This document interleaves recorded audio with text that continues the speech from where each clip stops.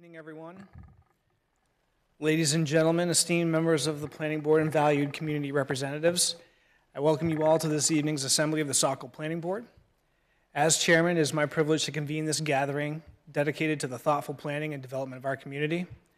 Today, we come together with a shared commitment to shaping the future of our city in a manner that reflects our values, respects our heritage, and fulfills the needs of our residents both now and in the future. Our agenda tonight contains important matters, each requiring our careful consideration, expertise, and collaboration. As we engage in our deliberations, let us remember the profound impact these decisions will have on the lives of all, keeping in mind we're residents like you. It is our duty to maintain transparency, fairness, and inclusivity in our proceedings, ensuring that the voices of all are heard and respected. Together, we must embrace the responsibility entrusted to us by our community, working diligently and thoughtfully to chart a course that fosters growth, prosperity, and harmony. With that, I would like to call this meeting of the January 6, 2026 Saco Planning Board to order. I look forward to the productive discussions and meaningful outcomes that lie ahead. Thank you. With us this evening, myself, Matt Provenzel, the chair of the board, and to my left, we have our vice chair, Joyce Leary Clark, and planning board members Jeff Brucho, Catherine Palini, and Jim Mollier, along with our city staff members, Lisa Harmon, our planning compliance manager, and Charles Tettleman, our city planner.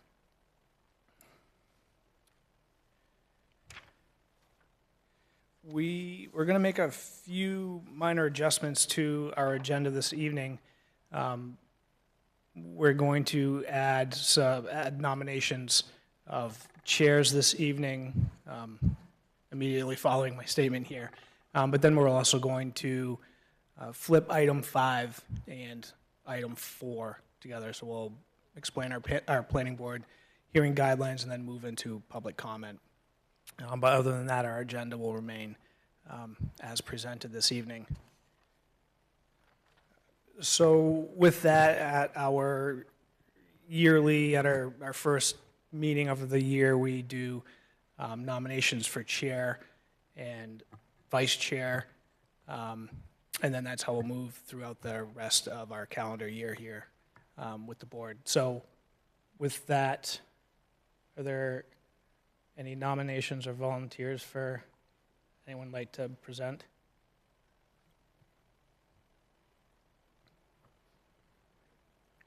Mr. Chair, if I may, I would nominate you, Matt Provenzel, for the chair for the 2026 calendar year of the Saco Planning Board. I'll second. All right, thank you for the consideration. Any further thoughts or comments? Any deliberation? Thank you for volunteering, Matt. It's my pleasure. All right, so with that, we will move to vote on that nomination. Those in favor, Jim? Yes. Joyce? Yes. Jim? I already said Jim, sorry, excuse me, Jeff? Yes. And Catherine? Yes. And I guess I will accept that nomination. Thank you all for your trust. So with that, our vice chair role. Mr. Chair, if I may, I would nominate Joyce Leary Clark to continue on as the vice chair of the Saco Planning Board for the 2026 calendar year. Second. Thank you, Jeff, for the nomination of Joyce and Jim the second.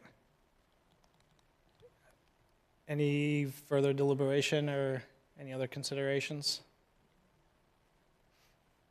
All right, well, those in favor of that nomination for Joyce to continue the role of vice chair, Jim? Yes. Jeff? Yes. Catherine? Yes. I'll vote yes as well, and hopefully Joyce accepts. I don't get a vote. You can vote as well. I'll vote yes. Thank you, Joyce.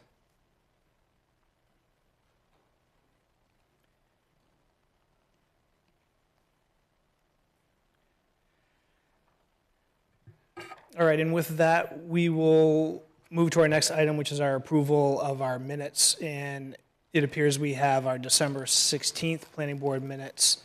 We'll have those for review on January 20th, as Charles confirmed.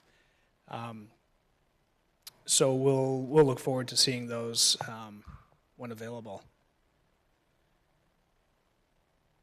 And then from there, our Planning Board public hearing guidelines. This is a document that the board puts together with staff, and it's part of our standard operating procedures, our SOP.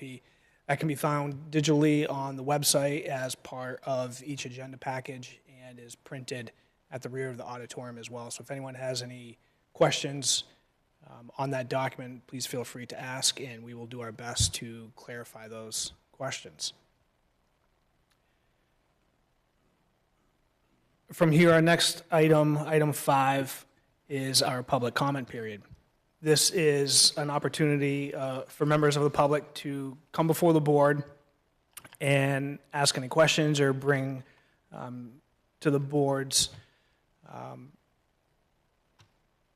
guess, to our consideration or any comments pertaining to any public hearing, or planning board items. Trying to do this a little bit differently this year. This is an opportunity for the board to, again, hear from the public. We tend to set aside 15 minutes for this item, and anyone wishing to come before the board, please do so. Come to the podium, state your name and address for the record, and we typically allow 3 minutes or so for discussion. Any questions or comments, we'll collect those and we'll address those best we can appropriately. So with that, if anyone from the public would like to speak, please come to the podium, state your name and address for the record, and we'll be happy to listen to anything you have to say.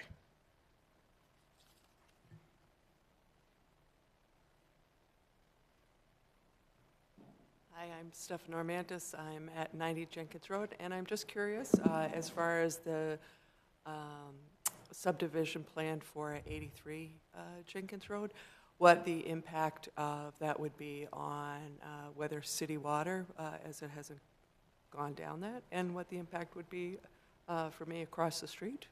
Would I be forced to go on to city water, and the impact of that just in our neighborhood? All right, great, thank you.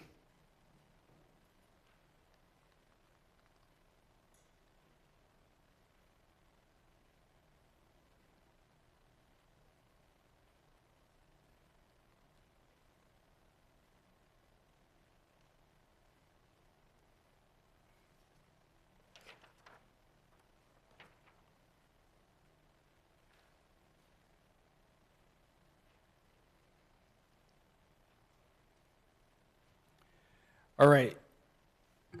Seeing no other members of the public coming to the podium here, we will continue with our agenda this evening. Our next item is our planning application under review and public hearings. Our first item in this agenda is 196 Jenkins Road. This is map 91, lots 01 and 16. And this is for a 14-lot residential dwelling subdivision with associated site improvements. And this is a continued application of completeness review along with a public hearing. Any additional items or topics of discussion, Charles? So I was hoping to have the Conservation Commission Chair, Matt Hokinson, review the Conservation Commission report. So the one that we attached to the after-the-fact packet is just in draft form. I don't think there's going to be many edits to it, but I was hoping to hear from him, but I'm meeting with him next week to review a slate of these reports. So I did attach it after the fact just to make sure that you guys have it while you review this. And they were at the site walk and talked about it at their December meeting. All right, great, thank you. Board members, any questions for city staff at this time? Any conflicts or disclosures on this item? Catherine? Just for Charles, the overview appears wrong on 196. So we corrected that Okay. earlier this morning. So it was just copied from Perfect. a different agenda item, but It's now. draft. Yeah, it reflects online that it's a 14-lot subdivision now in the memo, so. Okay, thank you. Oh, great. And with that, we have the applicant with us this evening, and why don't you go ahead and give us any updates if you... Yeah, good evening, James Lowry with BH2M. I also have Mike Mazoyan, Mazoyan Development, with me tonight. Thank you all for having us back in front of you. As you noted, 14-lot residential subdivision on Jenkins Road, last with you all at the site walk back on December 1st.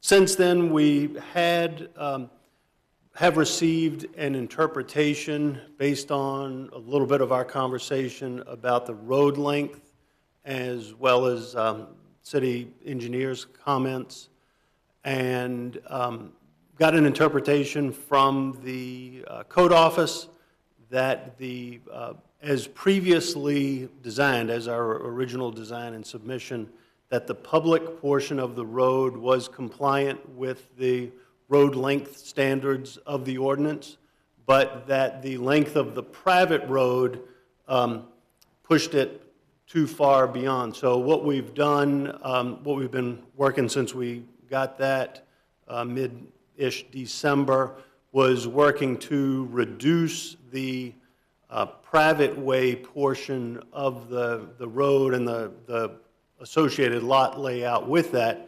That was part of the plans and material that I sent over to city staff at some point last week.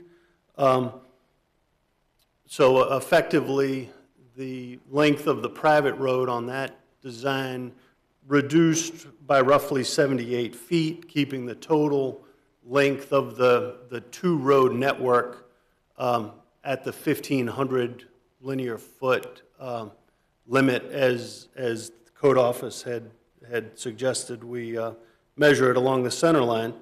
And then as well, part of that letter and material had the photometrics plan for the streetlights in it, along with a couple of other items that we can get into if the board has questions on. But effectively, just wanted to get that into your hands as we move forward into an anticipation of a public hearing tonight, and also let you know that we have received the core permit for the proposed wetland impacts. It was one of Charles's notes in his memo, was an update on that, so I emailed him a copy of that today. There is, we stay below the threshold for an NRPA permit for the DEP with our wetland impacts are less than the 4,300 square foot threshold there. So just a quick update, but happy to answer any questions. Great, thank you, sir. Board members, any questions for the applicant at this time? Jeff? I do have some questions. I mean, probably the biggest one that was underlying was part of the city engineer's review regarding his the stormwater section review.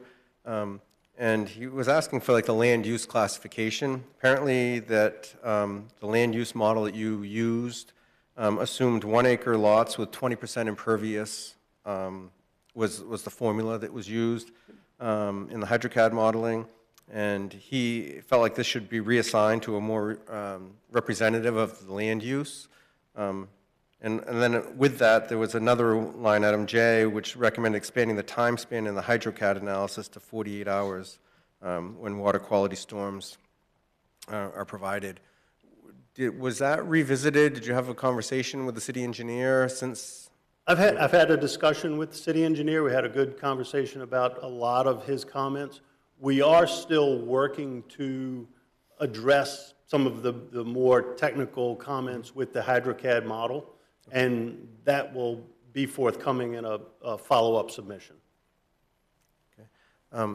Was there a determination or conversation with the code office? He also brought up the land that was to be conveyed. Actually, I'm going by memory on this one. Was that to the city?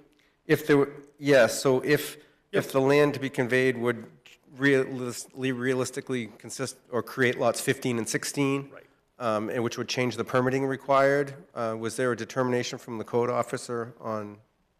I don't know if the code officer has weighed in on that topic. My interpretation of that is that's part of the site location of development regulations that govern lots that are to be conveyed or offered for sale or lease. Because these lots are going to be conveyed directly to the city, they are not to be offered for sale or lease. Therefore, it's my interpretation and experience with the DEP that they wouldn't look at those lots as lots 15, 16, 17. So we walked, Adam and I walked through that, and he seemed satisfied with that approach. Mr. Chair, I had several other items, but I tend to obviously pull us too far into site plan. They did provide a photometric plan. I think there needs to be a correction on the fixture that was selected to meet standards and stuff, but as far as application completeness before us tonight, I think that, I feel like it's satisfactory as a complete application. If we want to have a little discussion after, I'm more than happy to have the points that I have to expedite review afterwards. If you do have comments on that, I'd love to hear them. That's part of why, I thought tonight would be a beneficial discussion, and we can try and incorporate them into our larger package. Yep. Yep. Any other thoughts from board members or questions for the applicant for application completeness? Jim? I just have a few questions about application completeness. The chart that we were given, which I'm sure you were able to review as well, had a couple of items that indicated that more information was required. One of them was under, I guess, subdivision, preliminary subdivision, the impervious coverage. That seemed like should be a fairly easy task to fulfill.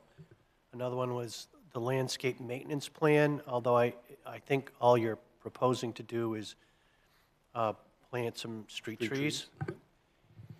And on site plan, I think that, again, the landscape plan comes up again. Waste disposal plan, while until the road becomes a public road, I don't know if you have in your homeowners association documents plans to have the trash picked up other than by the city until the city accepts the road. Right. And then finally, there might be some local and state permits that you need to apply for that perhaps you haven't applied for yet. I don't know if that's the case, but could you address those items for us to help us understand why you've covered all of the categories to complete the application? Certainly. Impervious coverage, that was noted within our stormwater management report. So in a little bit of conversation with Charles, we can add a note to the plan to make it a little clearer, but that was all spelled out in our stormwater report, how much impervious we had calculated for the actual roads, plus what was estimated to be developed within each of the lots. So that was there. With reducing the road, that number will come down a little bit, but we'll revise that report to reflect that. With the landscaping items, you're correct. Only the street trees are proposed there, so we didn't have a standalone landscaping plan just for that. Waste disposal certainly will be for the lots that are within the Copperleaf Lane or the public portion of the road, you know, will be up to the the residents to deal with until the road becomes public and trash pickup is provided.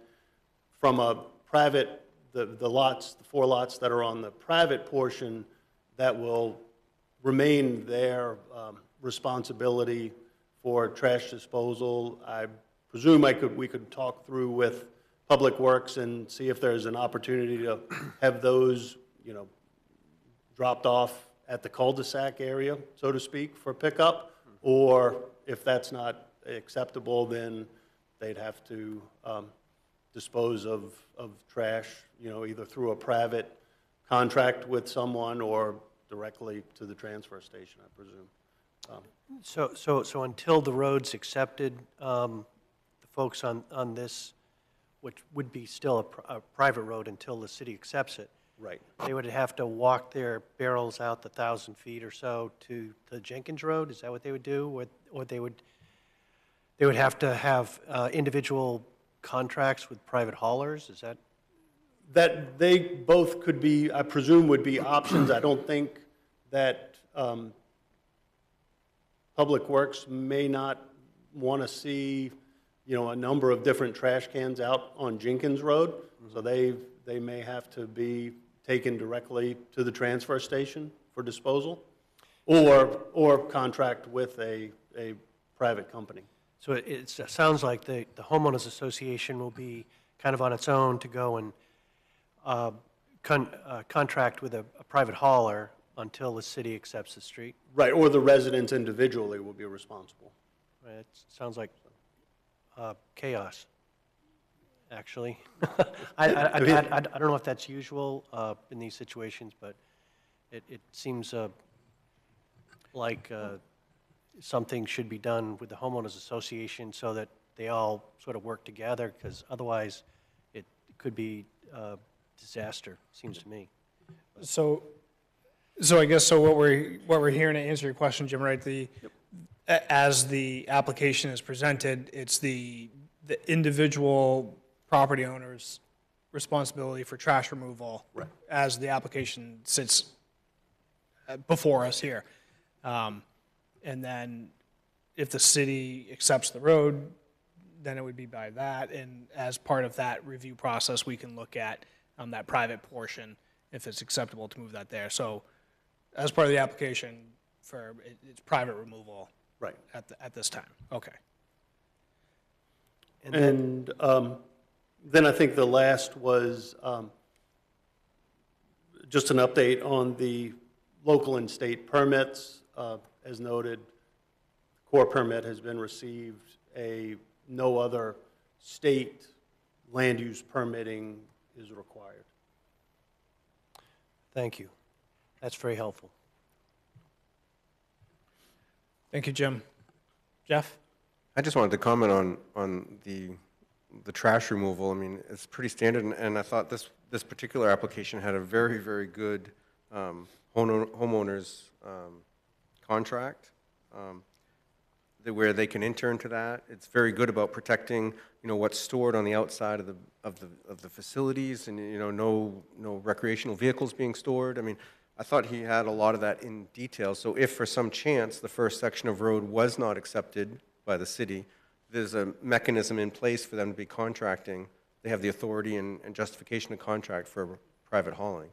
Well, and that's what I was asking about, Jeff, because it would seem to me that all of the folks in the homeowners association would want to band together and do something that would make sense for everybody, rather than everyone just sort of working on their own.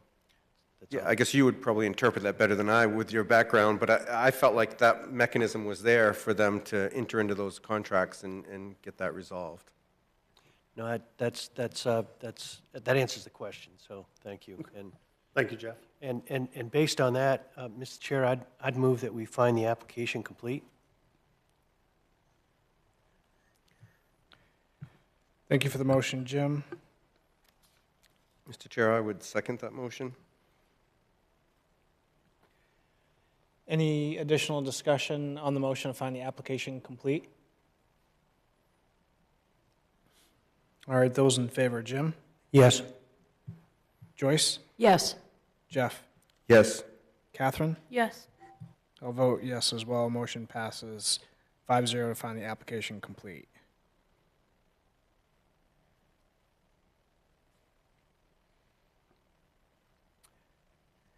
All right, with that, back to the board. Any questions, additional thoughts, questions, concerns? With that, a few of the items, Jeff, you had mentioned lighting fixture. And then with that, we have landscape thoughts, questions, street trees. Mr. Chair, if you want, I'll just go Sure. through my list. Yeah, and absolutely. They can ask me questions or make notes, and we'll just, if you'd like. So obviously, I touched on consult with the code office about lots 15 and 16, if that was going to be viewed as, you know, the additional lots and how that would change the site location permit. The question about the hydrogeological analysis for nitrates, you guys did a pretty extensive, you did a full-blown, and I was just, you know, I think it was, I was just trying to understand if it was just kind of a crossing in time, because this spanned quite a bit of time. This was from November 11th, and we had our site walk on December 1st. I didn't know if they were waiting to see like proposed septic design sites. I mean, you did test pits on each site, if I recall. We have. I didn't know if they were just trying to look more modeling for the plume for the design. But that was just kind of a light question I had.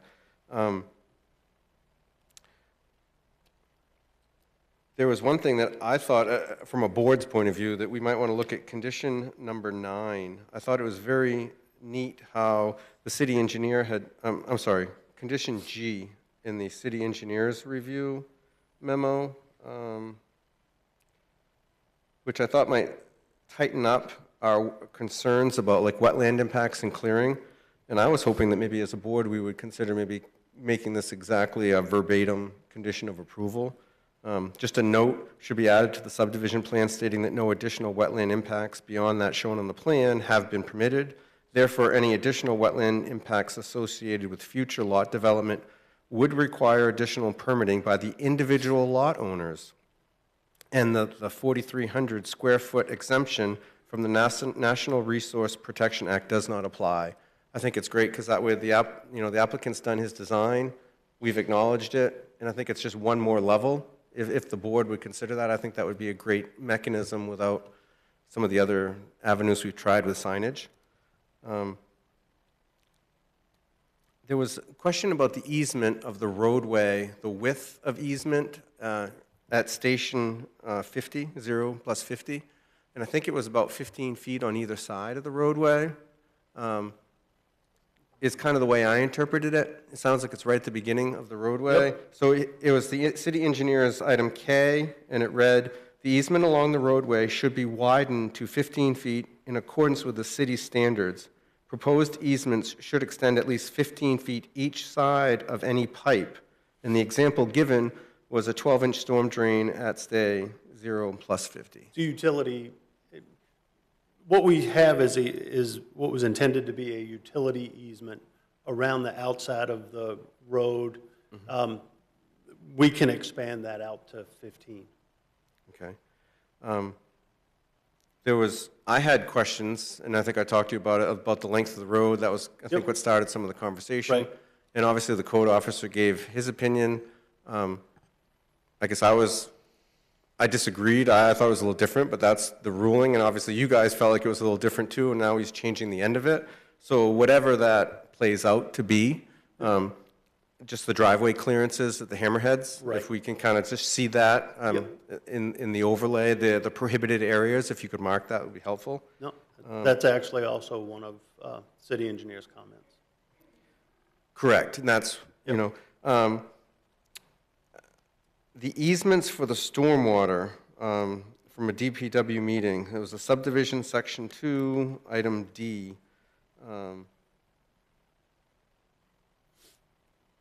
It said a number of easements on private property associated with stormwater infrastructure proposed to be offered to the city.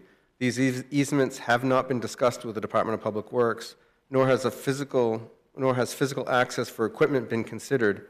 A meeting with the Department of Public Works is recommended if drainage swales will continue to be proposed. So it sounds like you have some drainage swale issues. There, it goes on to talk about some additional lots. I think we had talked about it at a site plan, about how long kind of a swale there was. So it sounds like you guys are going to be working with them to get that ironed out. We will be. When that resolution is there, I'd just kind of like to see how that affected, because they talked about some of the storms that had been flooding, and I didn't understand that. His item P, it said the swale by what you're calling lots 3 and 4 flood during the 20 and 50-year storms. And I'm not sure if that's a modeling flooding or if that's reported by neighbors. And staff is not supportive of this design. That was a modeled flooding or actually a swale that leads into one of the under-drained soil filters that would inundate behind lots 3 and 4 in larger storm events. And city engineer had some concerns with that, and that's part of what we're trying to tighten up in our stormwater design. Okay.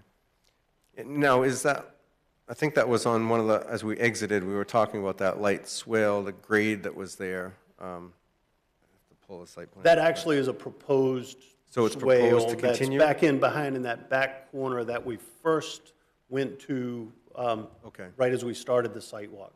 Okay, so that's not what I was thinking of.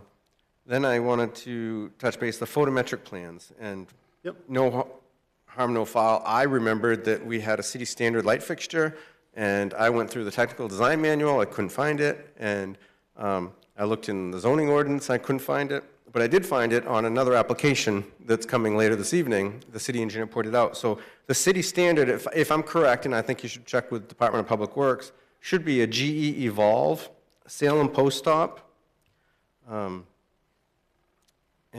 the height of the pole and the fixture are both specified, and I believe they typically are purchased through DPW for uniformity. Just at some point, if that gets ironed out that that's still the fixture they would like to go with, if we could update the photometric and the locations on the plan. Okay. I don't believe they're a 76-watt fixture, but that would be, I'll double check. Yeah. With the entity that did the photometrics plan for us. and then I think that they would be coordinating a private meter, if they're still doing that standard in Saco, I believe they are, for the HOA, for the municipal Right. meter, so that they can service it would be beneficial. Mr. Chair, that was the items that I had that I thought would be easy to discuss now, and they can bring forward in the next review. Thank you. Great, thank you, Jeff.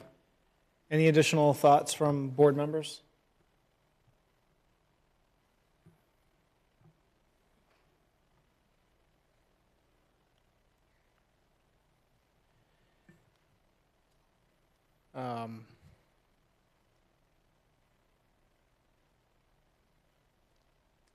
So, James, the one that I had was the landscaping and any buffering for neighbors. All we have are the street trees currently. Is that correct? That is correct. A lot of the lots will need to be cleared. The majority of the lots be cleared in order to create some of the swales, the proposed swales that we have in order to direct runoff from in a lot of cases, the rear of the lots to the front of the lots to be able to provide the required stormwater treatment. So we can look, as we go back through the plans, we can look at areas. I think that's one of the things we talked about on the private way section of the road, was to identify if there was any locations where we could call out for limits of clearing. And that again is part of what we're taking a look at as we get a little more of a comprehensive updated plan to you all. Okay, great. That's what I was going to ask for, is as you work on updating the plan, revising it, working on that road and those shapes, is to really put some good consideration into to landscaping and how the buffering works. Understanding that there is quite a bit of work out there for that stormwater, but where opportunities can be for areas to either be retained or to have some sort of landscaping considerations reintroduced. So that's sort of the concern, is this, there was some good natural topography out there. There's some, just going out there and wholesale cutting everything, of course, is not ideal, and we'd like to have some vegetation out there. So that, Jeff mentioned, a lot of the things that I was thinking about as well. So other than that, landscaping was my only add to those comments and thoughts. I think we're clear as to where the sidewalk continues, terminates. We've got the mailbox covered. So I think for me that was the only last piece, in relationship to our site walk that we had there, was that buffer and vegetation. So that's all I had to add. Any other thoughts from board members? So as a reminder, we do have this item as a public hearing as well this evening for us. Mr. Chair, I'll move to open the public hearing. All right, thank you, Jim, for the motion. I'll second. Second by Joyce, thank you. Any additional discussion on the motion to open the public hearing this evening? All right, those in favor, Jim? Yes. Joyce? Yes. Jeff? Yes. Catherine? Yes. I'll vote yes as well. Motion passes 5-0 to open the public hearing. If anyone is with us this evening that would like to speak on this item, please come to the podium and state your name and address for the record. We will collect comments and do our best to answer them appropriately. Good evening. James Wiggs, 200 Jenkins Road. My wife, Sarah. We're here tonight because we do have a couple of concerns about this development. One is one of the markers, the land markers for the lot. We noticed when we moved there about 8 years ago, it appears to have been moved. And it's the furthest marker back, way deep in the woods. It's mangled. Piece of rebar there out of the ground. You can wiggle it around. We noticed around July, big tractor tire placed around it with several markers noting where it was, and this is a marker that I don't feel like is correctly placed. And just walking the line, it definitely veers off to the right as you're going out. So I would like to see that addressed. Also, we're concerned about runoff, stormwater runoff from the development, as there already is some, and want to make sure that it is not increased, because we are setting lower than the land.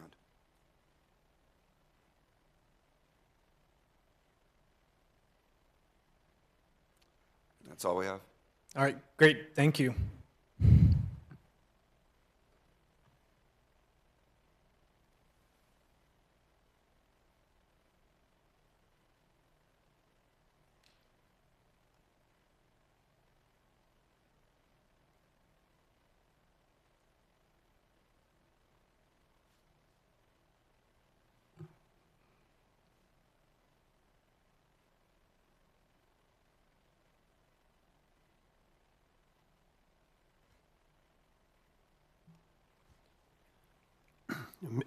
Mr. Chair, seeing there's no one else in the public who wishes to speak tonight, it seems that we have a number of issues that the applicant is still working through with Public Works.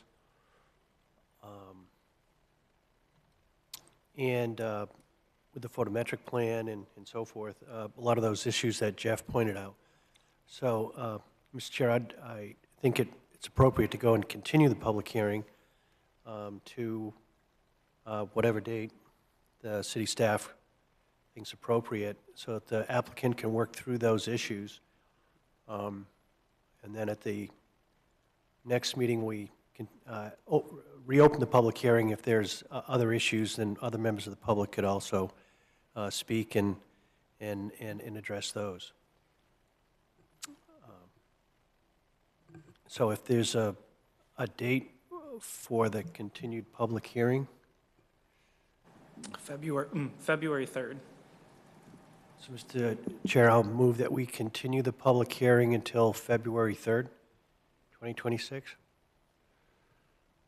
All right, thank you for the motion, Jim. I'll second. Second by Joyce, thank you.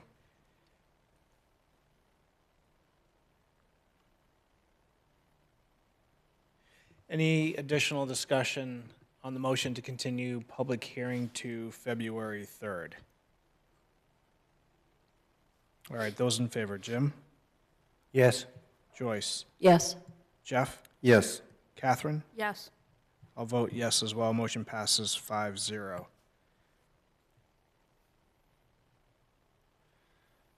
All right, so James, we have a few things, of course. I think you're aware of all of them. I think you're working on most of them already, so that's good. I guess with the note from the public comment that we heard, could you work with your survey team and maybe take a look at that area and sort of confirm that those boundary markers? I know we have landscape or licensed surveyors, but if you could take a look at that.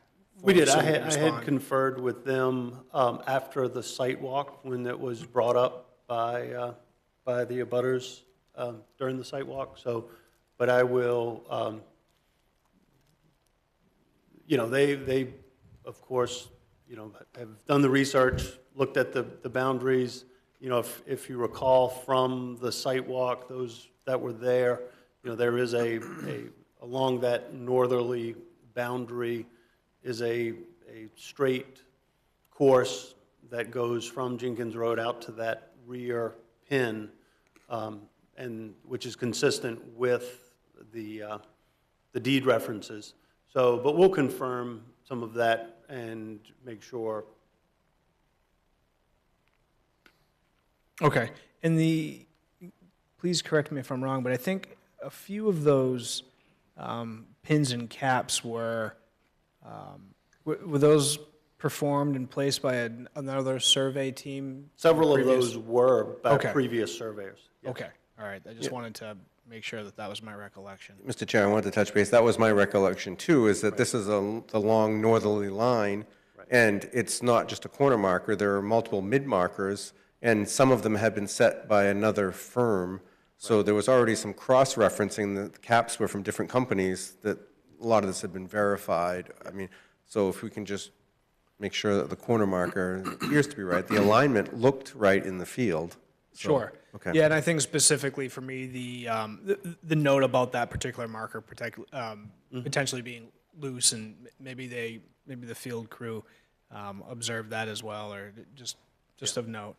And then perhaps the other comment about the stormwater runoff, and in conjunction with the swales behind lots 4 and 3 from city engineers. So once that, if it gets revised, or once you work through that answer, I think that that might clarify some of that question for the neighbor as well. Yeah, I think that's captures everything. Any other thoughts from board members, or any other notes for the applicant?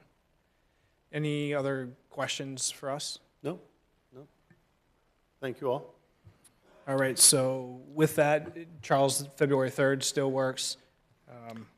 So, Mr. Chair, I'll move that we continue review of this application on February 3rd, 2026. Thank you. I will second that. Thank you for the motion in the second. Any additional discussion on the motion to continue application review to February 3rd? All right, those in favor, Jim? Yes. Joyce? Yes. Jeff? Yes. Catherine? Yes. I'll vote yes as well. Motion passes 5-0. Very great. Thank you, sir. We'll Thank see you you all. on the 3rd. Have a good night.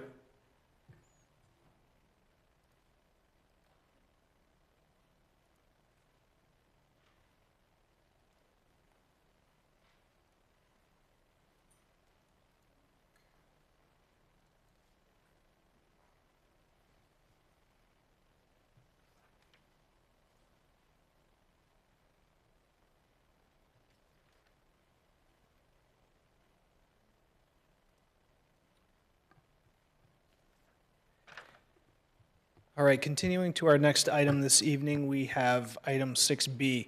This is 63 Watson Mill Road, map 111, lot 9. And this is an existing private way extension to create a 4-lot subdivision. And this is a continued public hearing and application review. This is within the Rural Conservation Zoning District. Anything to add on this item, Charles?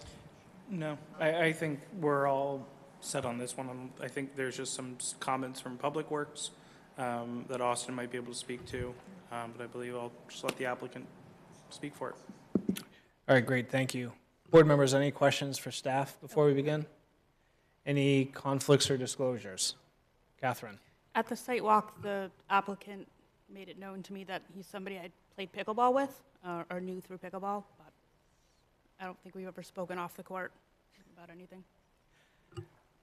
All right, thank you. Board members, any reservations about Catherine's continued participation? No, I don't think she has any financial interest in this, so. All right, great, thank you. Any reservations from the applicant? None here. All right, great, thank you. Thank you. All right, and with that, well, go ahead. Thank you. Good evening. Austin Fagan here with BH2M, representing VCJ Properties, LLC. As you know, this is a 116-foot proposed extension of Memory Lane, which was a project that was originally a staff review back before the board for this amendment. We last saw you on December 9th, where we talked about a few things, one of which was driveway locations. We were looking just to verify that, based on the city requirements of driveway locations, that those could work. We have shown those on the plan. Additionally, something interesting that I learned with speaking with Dave Toomey was, so with private roadways, he doesn't see that the location of the driveways needs to meet the same as the public roadway standard. If you wanted to come off the end of it, you could, because there's no public snow plowing, and the issue is normally, a snow plow will dump snow at the end of the roadway, so if there's a driveway there, it becomes the city's problem. That being said, we did prove that, driveways can be placed in the typical required locations for a city roadway and still not impact wetlands or have any adverse impacts to the site. We did have a comment from the city engineer about stormwater quantity treatment, which we talked about last time as well. This was the linear exemption that we had previously got approval for when Joe was the city engineer, for 75% of impervious treatment and 50% of the developed area.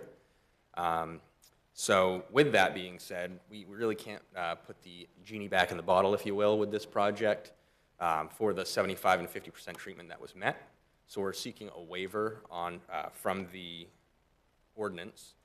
With that being said, so we are treating over 75% of the impervious area and I think just under 75% of the developed area, which exceeds the main DEP requirements.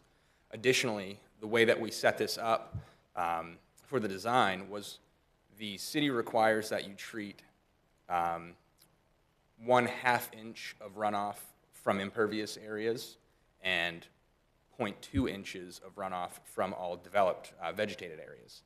With the DEP, we're actually treating double that volume.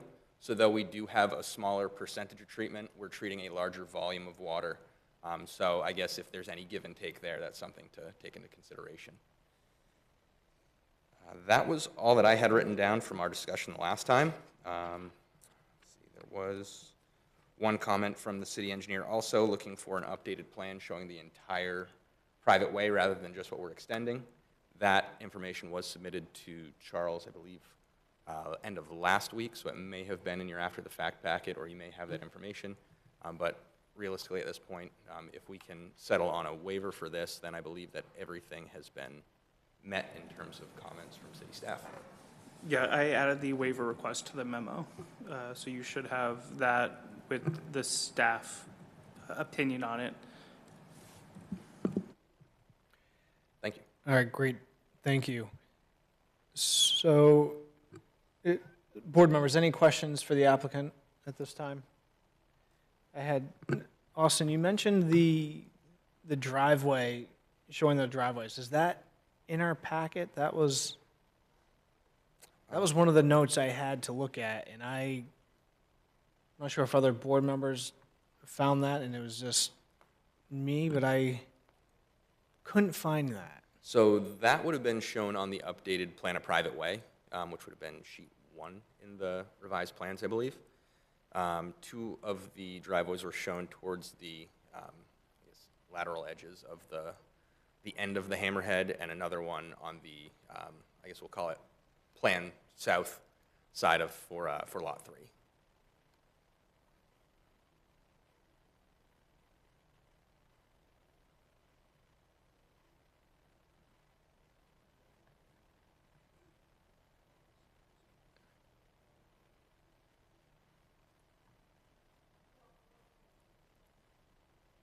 Okay, hold on. There it is. Okay, I see it now. Now it's very clear. Okay, Perfect, thank you. question answered. Okay, with that, any thoughts or questions from board members? Jeff? I was a little bit confused when I was reading the comment from staff, well, both places, for the waiver request.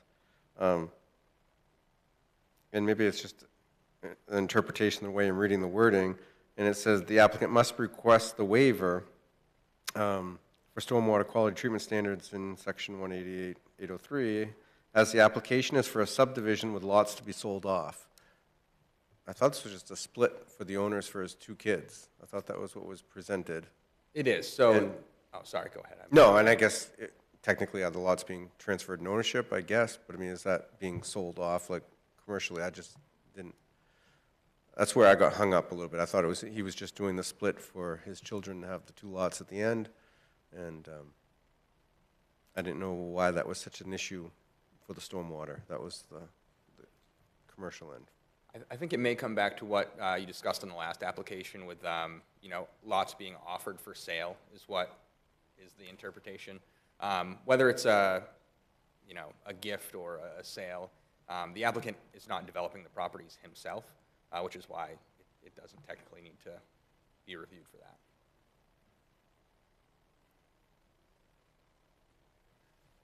Any other thoughts from board members? Questions, concerns? Jim? Well, just to follow up on what Jeff was mentioning, I just want to make sure and perhaps the city planner can help us.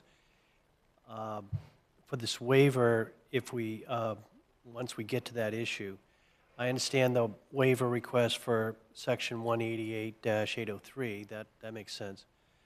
But then there's a section in the zoning ordinance 230-1205, and the city planner hadn't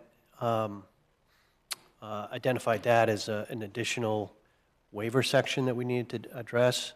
And when I looked at section 230-1205, it did allow the municipal reviewing authority to grant a waiver. I'm not sure if we are the reviewing authority that ordinance intended, and if we are, then that's great. And it sounds like we would need to waive both of those ordinance sections. Charles? Yes. Okay, thank you.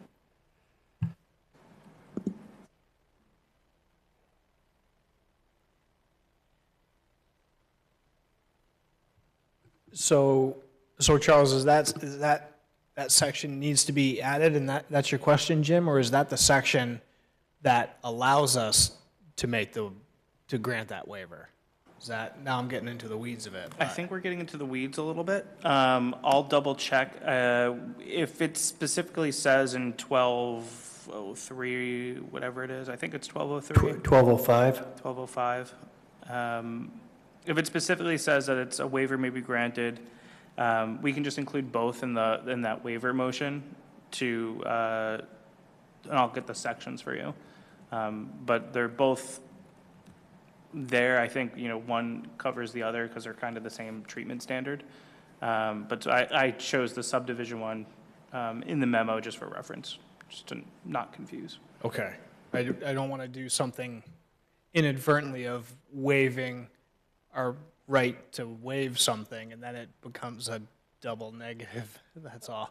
I just want to make sure that we, right, because then at some point, someone's going to, do a title search and a deed search, and then they're going to find this, and then, flagged 5 years from now that that's all lawyer speak. I know you're familiar with Jim, but I digress. Any additional thoughts from board members? Go ahead, Charles. Yeah, that's just a waiver to the submission requirements, not to the actual standard. And obviously you can't waive the standard in the zoning ordinance, but you can waive a subdivision ordinance. So I think it's just cleaner just to do the waiver for the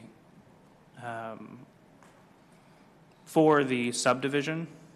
But I can double check and just do a little bit more research. But I believe that you can modify or waive any of the submission requirements to the drainage plan.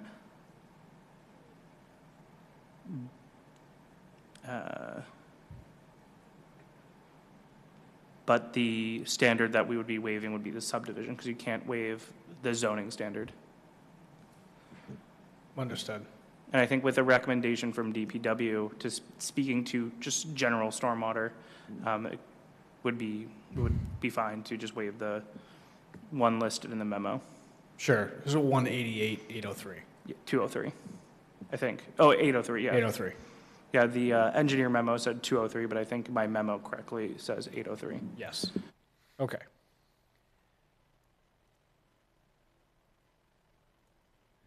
Any additional thoughts from board members? Final thoughts, questions, concerns? Well, Mr. Chair, if it's appropriate, I would move to grant the request for a waiver for the stormwater quality treatment standards in section 188-803. Second. Thank you for the motion, Joyce, and the second, Jim. Any additional discussion on the motion to grant the waiver of section 188-803 as requested? All right, those in favor, Jim? Yes. Joyce? Yes. Jeff? Yes. Catherine? Yes. I'll vote yes as well. Motion passes 5-0.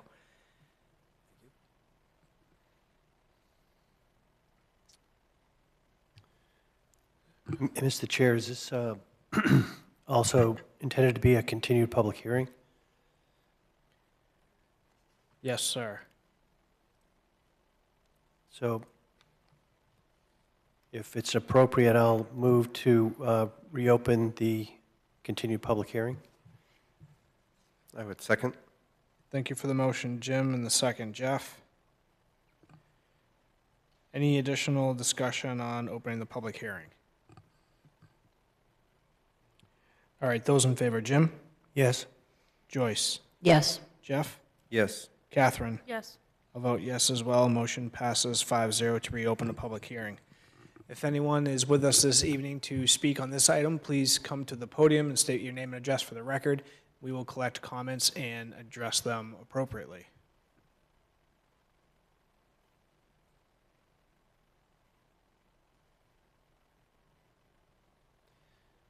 Mr. Chair, seeing no one from the public wishing to speak, I move to close the public hearing.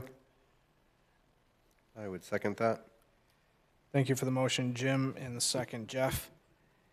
Any additional discussion on the motion to close the public hearing? Those in favor, Jim? Yes. Joyce? Yes. Jeff? Yes. Catherine? Yes. I'll vote yes as well. Motion passes 5-0 to close the public hearing. All right, back to the board. Final thoughts. Staff has done a great job here providing us with draft findings of facts and conditions of approval to review. I believe there's a few items here to clarify some verbiage on.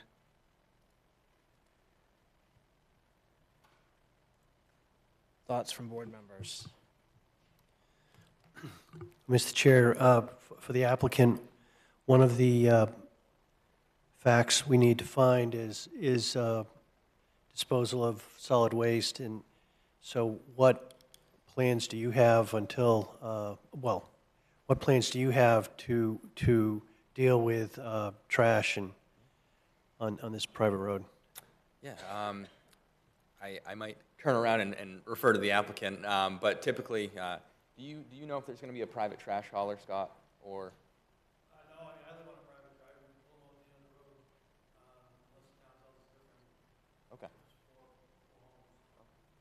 Yeah, so based on what the applicant just said, for anybody that didn't hear in the space out there, right now there's no intended private trash hauler. I'm sure it's something where, with the road maintenance agreement that's already been drafted and will be set in place with the one additional lot that there will be, something can be worked in if the homeowners decide that they don't want to bring it to the refuse station themselves.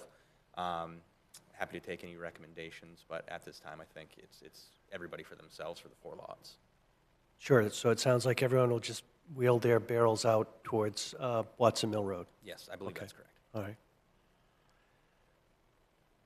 And I think there was, it seemed like an odd fact that we hadn't had clarified, but financial and technical capacity.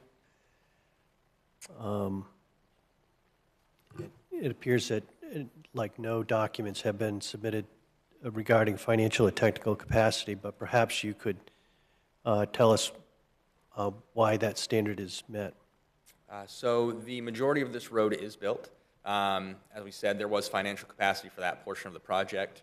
I know that might not speak to what we have here. That being said, if the board would allow us to, provide financial capacity to staff prior to a pre-construction meeting, we'd be happy to do that just to show that there is viable funding. So that could be a condition of approval. If the board would be agreeable to that. That's exactly how I worded a draft to myself to discuss. Well, I like that. Thank you, Mr. Chair. Coincidentally. That's all I have. Thank you. Thank you. Thank you, Jim. Jeff, thoughts from other board members? Yes, Mr. Chair, I had, I think we're going to go through and edit the conditions, findings of facts and conditions of approval. I had a question probably for Charles with regards to Q, which was complete streets or traffic. The proposed development will not cause safety hazards and will be consistent with generally accepted complete street standards. And so the proposed development will not cause safety hazards and is consistent with complete street standards. And I found it, I don't know when we've really reviewed it as complete street standards. And in this particular case, it's a private road standard. So, I don't know, I guess I haven't seen it presented to us and I haven't really reviewed anything as complete street standards in Saco. I mean, I'd feel better if it said it was designed to the standards of the technical design manual for sight lines, and, the traffic was not considered to be much, an impact because it's 4 units. I just want to kind of tighten up our finding on that. And I didn't know if the complete street standards is something that you brought with you from your previous location, and we should be incorporating it. I mean, it's not like it's the manual of uniform traffic control devices. That's something that I think we'd be familiar with. I was just wondering how I want to feel comfortable with that finding. I'm trying to figure out where that came from, because it should be, the bold is supposedly the site plan criteria, but I may have grabbed a few extra, but I don't know from where I would have grabbed them, so I'm just looking at the real quick, because it ends. So that's item Q in the site plan criteria. So it's the proposed development will not cause safety hazard and will be consistent with generally accepted complete street standards. So that is just a bare minimum language on the finding. They provided, it's 4 residential units on a private lane, so the traffic impact isn't crazy. But that is just language from the ordinance. But there is nothing further in the ordinance that, goes beyond the accepted complete street standards. It's just kind of a general recognition of it. But if you want to be more specific in the finding text, we can definitely, beef it up or change it however you want to propose. Wouldn't that language simply mean generally accepted complete street standards? Wouldn't that depend upon the type of street that's being proposed? So a private road, the traffic would have to, the development would not cause safety hazards, be consistent with basically generally accepted private roads. And if it's a public street, then you use public street standards. I mean, that's how I would interpret that, but I might be going in the wrong direction. I don't know. But it wouldn't seem to make any sense if you're looking at traffic with complete street standards when you're talking about a private road. Well, we can look at modifying that verbiage to say something along the lines of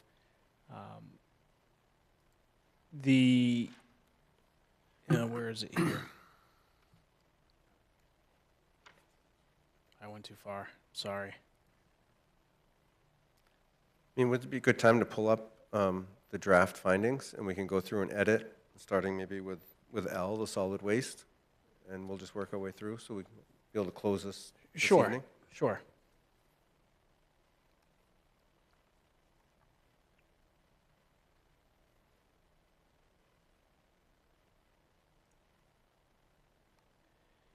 So item L, as Charles has it,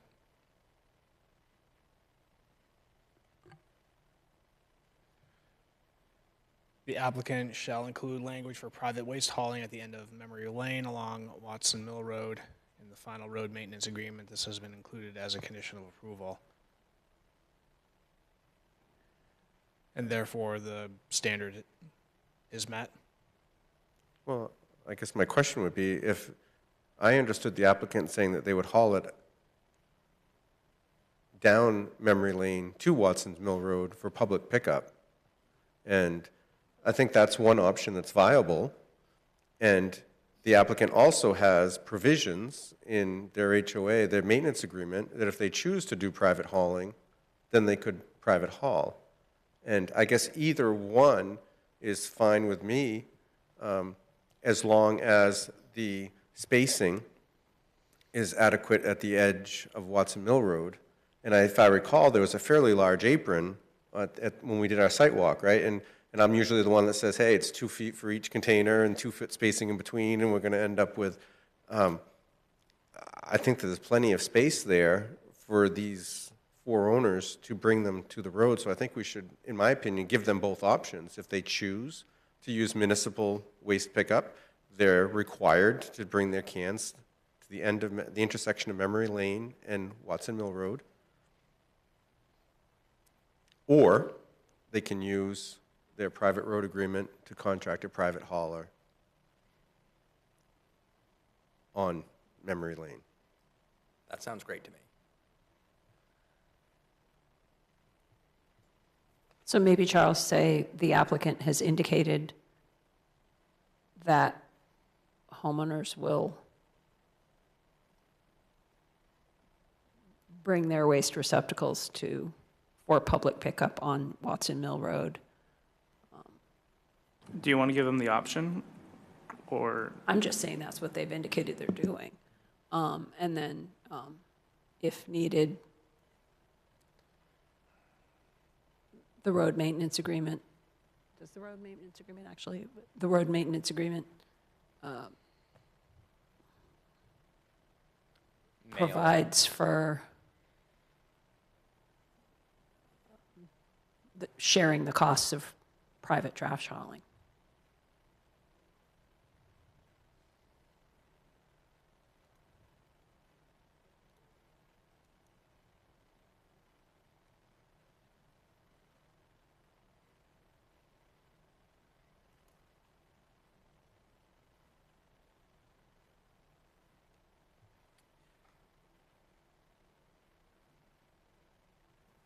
So just to fine tune that just a little bit more, at the beginning of that parenthetical phrase, we could get rid of municipal waste pickup because we already addressed that in the previous sentence. Disposal of solid waste by a private trash hauler as provided in the final road maintenance agreement. I think that would do it. One more time. So you're after the comma, you have for disposal of solid waste by a private trash hauler. Right where your cursor is. Right.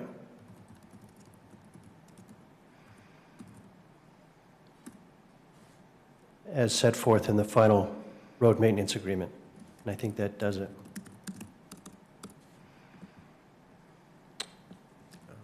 Do you see that, Charles? Yeah. Okay. I think I would like to be careful, Jim. I think when we start talking about that private waste hauler, comma, at the end of Memory Lane along Watson Mills Road, that's Well, now out of No, I context. delete that. Right. I'm sorry. I intended to delete that. So it would read by private trash hauler set forth in the final road maintenance agreement. I think that does the trick. Now, would we change if needed to if chosen? So if they chose to have a private hauler? Very good. Yes, certainly. Let's put in the word chosen instead of needed. Well, I was thinking needed only if the city refuses to pick up the trash on Watson Mill Road. But they do that pretty regularly, don't they? Well, they're doing it now. They're picking up the trash for the houses that are there now. Mm-hmm. And then, so we should do language like this, and then we can update the condition to be part one, the applicant should confirm that they can use the municipal waste, and then if not, they update the road maintenance agreement. So this language as the finding will kind of allow both, whatever works, and we'll confirm with DPW that they're able, and if they're not, we'll have an attorney review it, and I think that language is relatively sufficient, and I'll copy it down here as well. And then I will go down just while we're on the condition. So this was already included here. The applicant shall submit a finalized in a form acceptable. We need this regardless, so I think this stands. What we can do is add a condition here that is the applicant should confirm how they're going to do private waste. So we need it prior to issuance.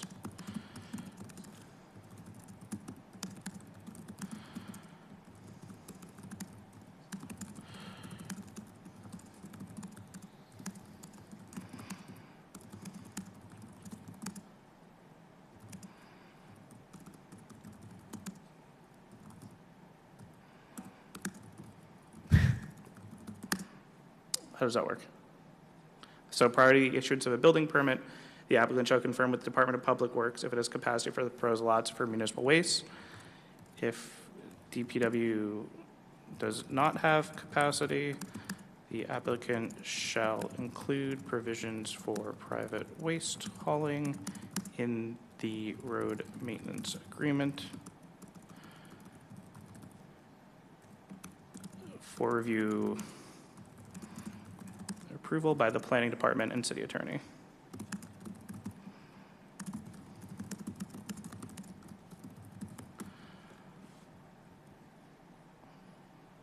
Satisfied?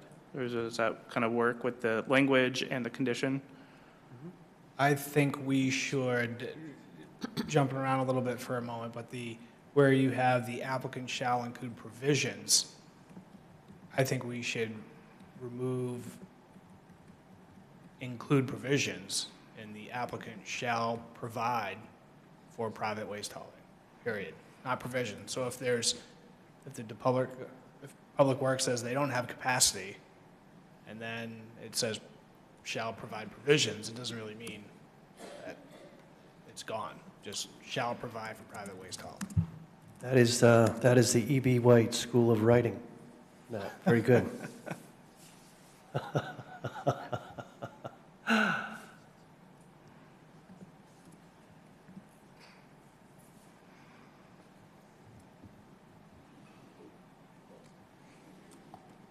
Okay, so we've hit a few findings of facts and then went to a condition of approval for a moment here, but back to findings of fact for solid waste. I think we've captured that. That happened in two locations, L and G.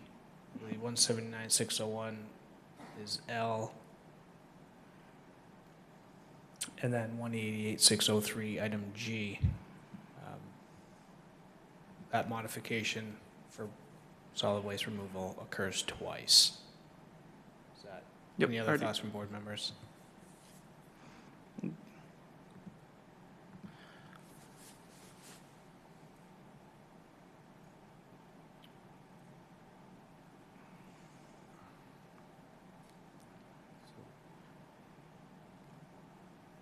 Jeff? If we're done with solid waste, I was hoping we could move on, finding of fact, N as in Nora, Sure.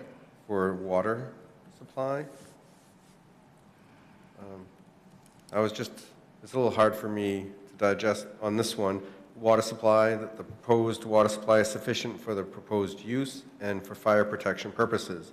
No degradation of service in the area shall occur as a result of the proposed development, and the regular maintenance of private fire hydrants shall be documented. And I think we really need to edit, the proposed finding there, because this is all private. There are no public hydrants available. I was thinking something along the line where the applicant shall provide adequate water from a private well system. No private hydrants are proposed, and the dwelling shall meet the zoning requirement for residential sprinkler capacity, or, so we're saying we recognize that this is a private subdivision. They have private systems. This is really kind of geared towards subdivision on a municipal water supply. And let's just, we recognize that it's going to be private systems. There are no wells on those sites currently. They're vacant lots. So it's going to be a responsibility to develop and install wells with a sufficient capacity for the needs of the fire suppression for the residential use. So you want to add a condition that the residential development, that will be captured in building permitting, so when they go to do building permitting, they will be required to have sprinklers? No, I just want to put the finding of fact that we recognize that the applicants before us with vacant land and that there is currently no water supply, and that they will be installing private wells or private systems for the residential use, as well as our required code requirement for fire suppression. Then at that point, that's where codes kicks in, and they're going to review the flow rates of the developed wells, and the fire department as well, correct?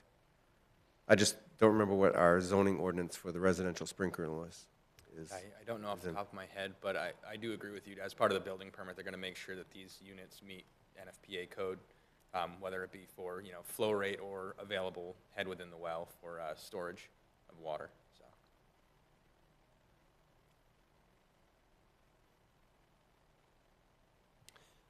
So just out of curiosity, so on these private roads, if there's a fire department comes out with their massive equipment and they hook into a private well?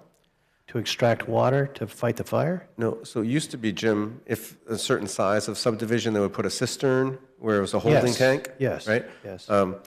One of the reasons when they pushed for these residential sprinklers is they're now requiring all these the subdivision houses to be sprinklered.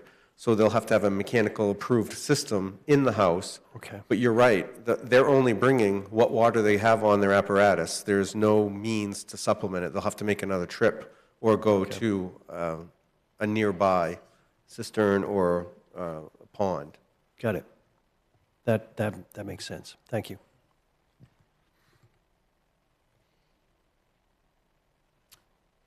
Any additional thoughts on that finding of fact?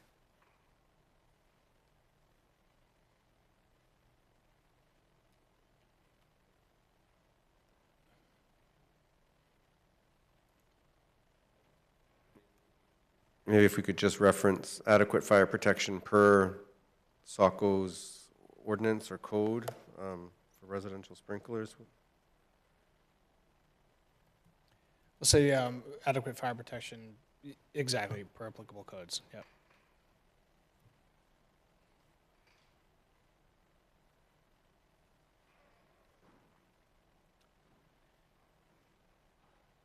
So with that, I have also item J on my list here. And that's the financial and technical capacity finding.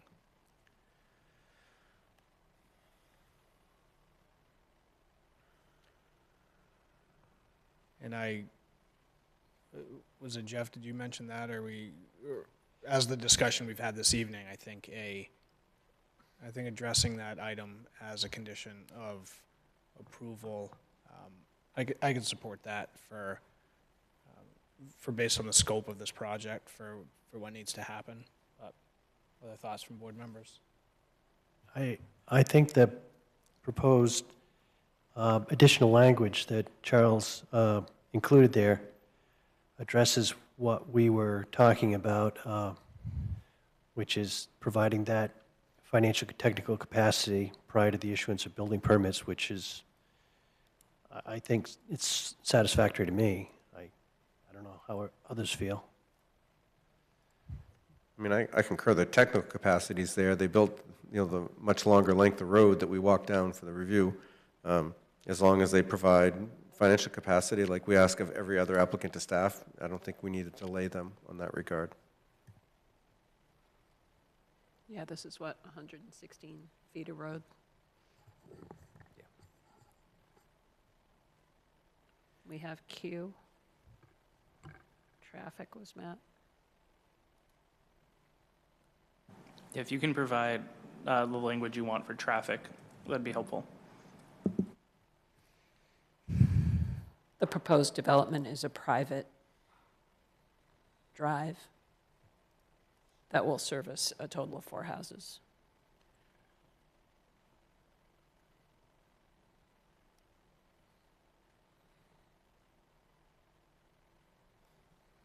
Maybe, Joyce, could we change private drive to private road?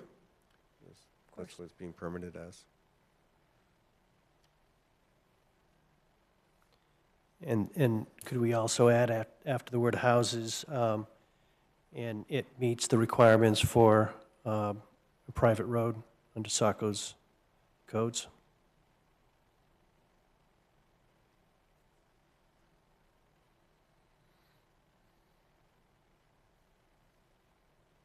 Well, let's add, therefore, no additional traffic is anticipated, or adverse traffic is anticipated, and therefore the standard has been met. Mm-hmm. We've got 3 lots. Anyway, 1 additional, 4 total. Not going to be a significant change in the neighborhood.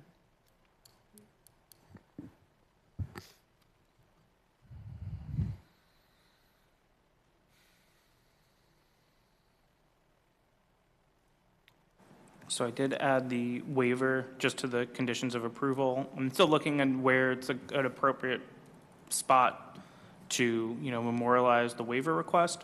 But I figured right here before the waiver, this is where I see other municipalities do this as well. Just a recognition that the board did vote to waive the subdivision standard in the findings of fact. I think that's fine. That seems appropriate, especially it being the first item.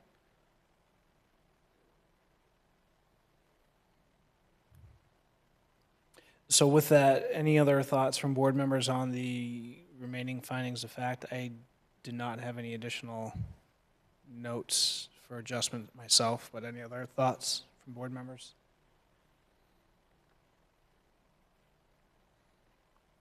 Mr. Chair, I'll be bold here and move that we approve the findings of fact and conditions of approval for 63 Watson Mill Road, map 111, lot 9.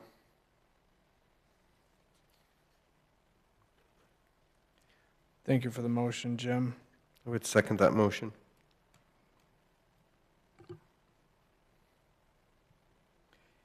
Any additional discussion on that motion? Do we want to clarify as amended? So that it's clear that it's these findings of fact and conditions of approval and not the ones in our packet initially. Very good, yes, as amended. Very good. I would amend my second.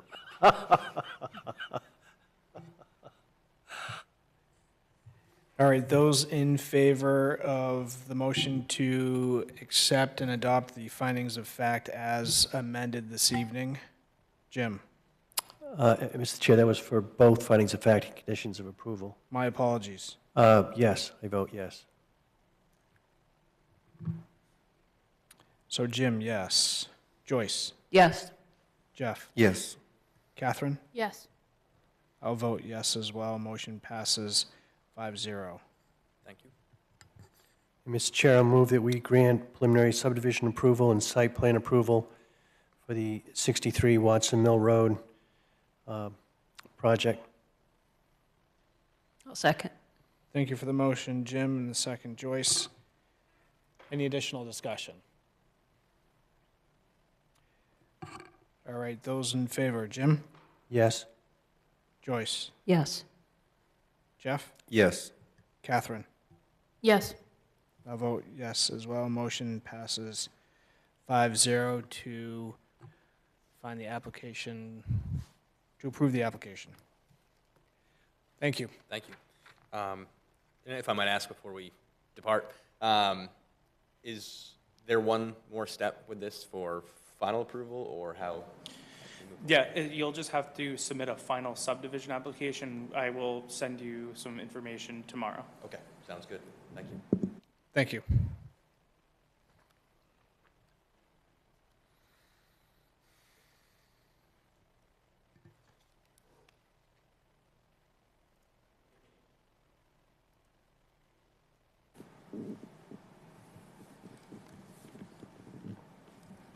I would say that Austin is still standing there because he's also the next Yeah, thank you for that. item. So he's not writing something down. He's just Yeah, I don't know when to mosey.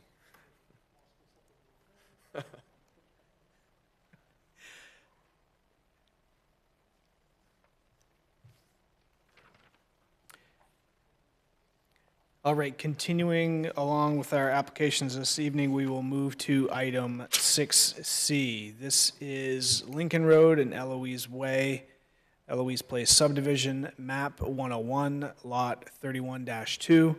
And this is a final subdivision review and for a property transfer. Continued public hearing and a review. Again, this is within the Rural Conservation Zoning District. Anything to add on this item, Charles? Yeah, so the last time this was in front of the planning board, I was still finding my feet in Saco, so I had a little bit of a misunderstanding of the project in the original overview. But the current memo has an accurate overview of the project. So if you have reviewed that, that is correct. The one at the last meeting was 70% of the way there. I think I was still flustered. But this is more accurate and depicts and describes the actual application before you guys. All right, great, thank you. Board members, any questions for staff before we begin? Any conflicts or disclosures? All right, and with that, we have the applicant with us this evening. Go ahead, Austin. Good evening. Austin Fagan with BH2M, here representing CVS Foundations, Carrie Siemens of CVS Foundations. They did this original subdivision back in 2018, I believe, as we spoke about the last time around. We did have a few comments at the last meeting looking for some direction on where driveways will be entering onto Eloise's Place. We did add some existing gravel lines on the plan showing where the driveways are entering. You may see it'll be on the north side of Eloise Place, a couple of grade dash lines. Additionally, there were some questions on if there would be significant a significant amount of upland on each of these lots. That being said, there was on the proposed lot that the out sale will be transferred to. As of now, there's just over 56,000 square feet of upland, so well over an acre. And by adding this additional 60,000 feet, it'll bring us to almost 120,000 square feet of upland. The area required for a lot in this zone is 80,000, so we'll have over the required amount of upland just on this property alone. There is, as you may recall, no additional infrastructure that's being proposed as part of this design, simply just a land transfer. So I'd be happy to answer any questions the board or staff may have, but thank you for your time. Great, thank you. Board members, any questions for the applicant at this time?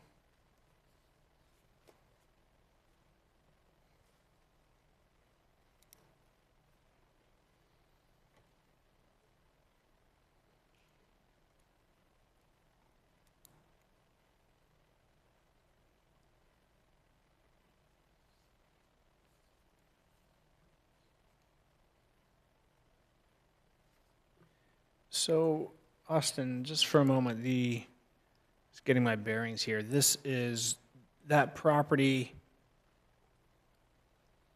It comes all the way across, and like you said, there's some sort of dashed lines graphically in there, and that's all part of it as well, correct? Correct. Okay. Yes. And that portion, that remains, there's an easement in there, and that portion remains. Yes, that is Okay. correct.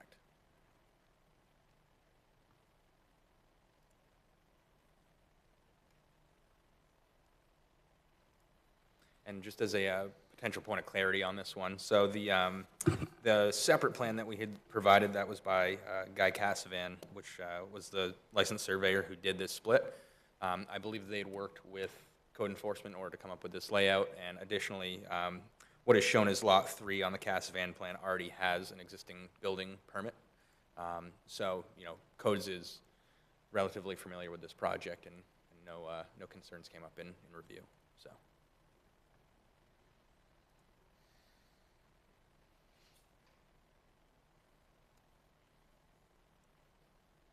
Okay.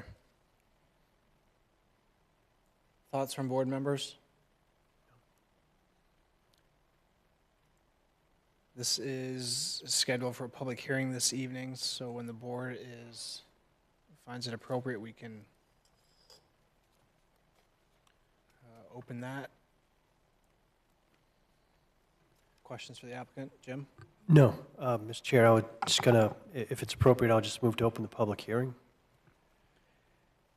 All right, thank you for the motion, Jim. I'll second. Second by Joyce, thank you. Any additional discussion on opening the public hearing this evening for this item? All right, those in favor, Jim? Yes? Joyce? Yes. Jeff? Yes. Catherine? Yes. I'll vote yes as well. Motion passes 5-0. If anyone is with us this evening to speak on this item, please come to the podium, state your name and address for the record. We will collect comments and address them appropriately.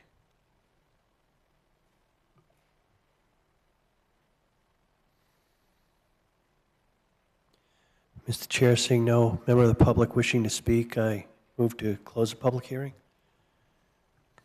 I'll second that motion. Thank you for the motion, Jim, and the second, Jeff. Any additional discussion on closing the public hearing on this item?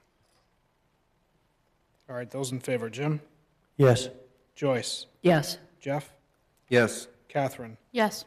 I'll vote yes as well. Motion passes 5-0 to close the public hearing. All right, back to the board. Any thoughts, questions, concerns?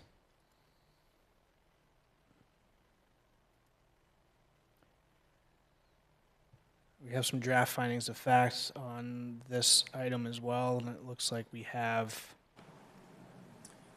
work on some verbiage of traffic here. Chair, may I jump in on traffic? So I left that language in there because I wanted to confirm with codes, and I couldn't get an answer until earlier this week. So I figured now's a good time to share. So Sure. with those three, those additional lots were added, or I wouldn't say they were added. The lots in between Lot 5 and the rest of the Eloise Place subdivision are just not part of this subdivision.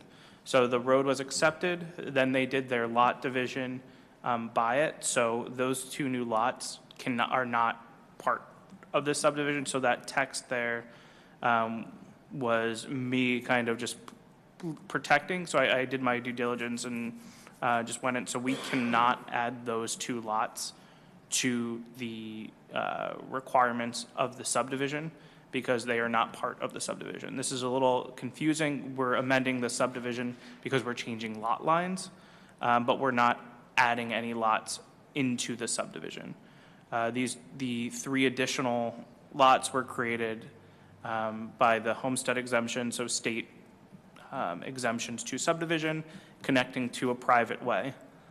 So my recommendation was originally just off of what I thought would be adequate to add those two lots to maintain the previously approved traffic impact and the per lot payment. But in short, we can't. So the per lot payment would not apply either? Yes, to any of those three lots. Because we're not making an 8-lot subdivision, it's still a 5-lot subdivision, which is just in front of the planning board because it's a lot line adjustment. Sure. And those are not part of the subdivision. It's confusing. It was confusing to me too. I called Austin like twice. Sure. So with that, we could strike the italicized text in its entirety, it sounds like. The board, and then the last sentence, the board finds that this condition was an integral component to the original approval, served as an appropriate and proportional measure to address foreseeable traffic inputs associated with the subdivision. So really, we could, if the board finds it, we could just add text that this standard is met. It seems. Would you agree? Thoughts from board members? I agree, Mr. Chair. I guess I'm really confused because as I read that, if we struck the italicized text, are we saying that these additional new lots are going to pay the per lot payment at the time of building permit issuance, even though you're saying it's not part of the subdivision that they agreed it to? I'm confused. I mean, are they going to be paying a traffic impact fee? Those three lots will not be. The middle three lots, they are just not part of this subdivision.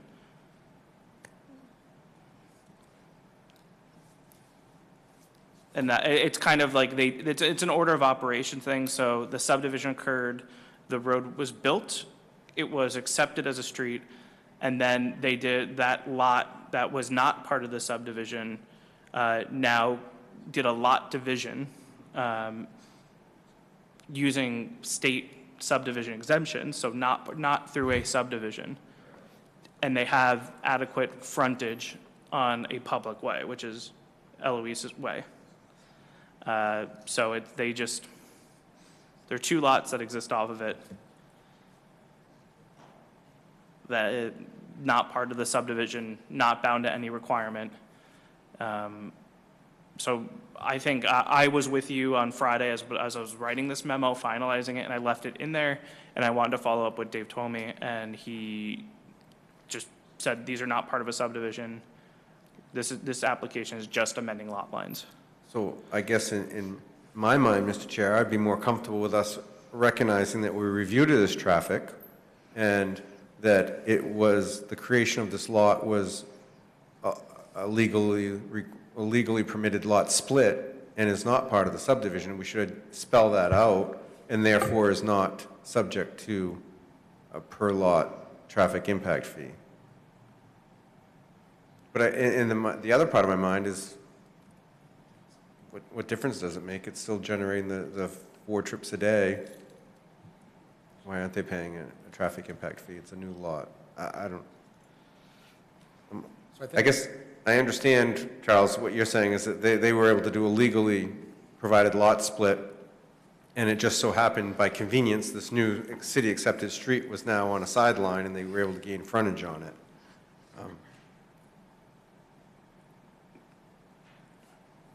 Yeah, but I think we shared the same opinion of, but we're not, those lots are not, I sound like a broken record, but those lots are just not part of the subdivision, so the requirements of that subdivision do not apply to them. They are, the lot split was enabled because of this, the lot division was able, they were able to do the lot split to get the road frontage on Eloise Place. So it's really just that 2 exemptions taking, I don't want to use the word advantage, but utilizing city code, state law to accomplish a lot division. Well, I guess I can follow that thought process, and I'm just also very nervous about what's coming down the pike with what we talked about last week with the new state laws about allowing splits and ADUs, and how is that going to affect a lot of these opportunities that are going to arrive for applicants. Previously approved subdivision. Correct.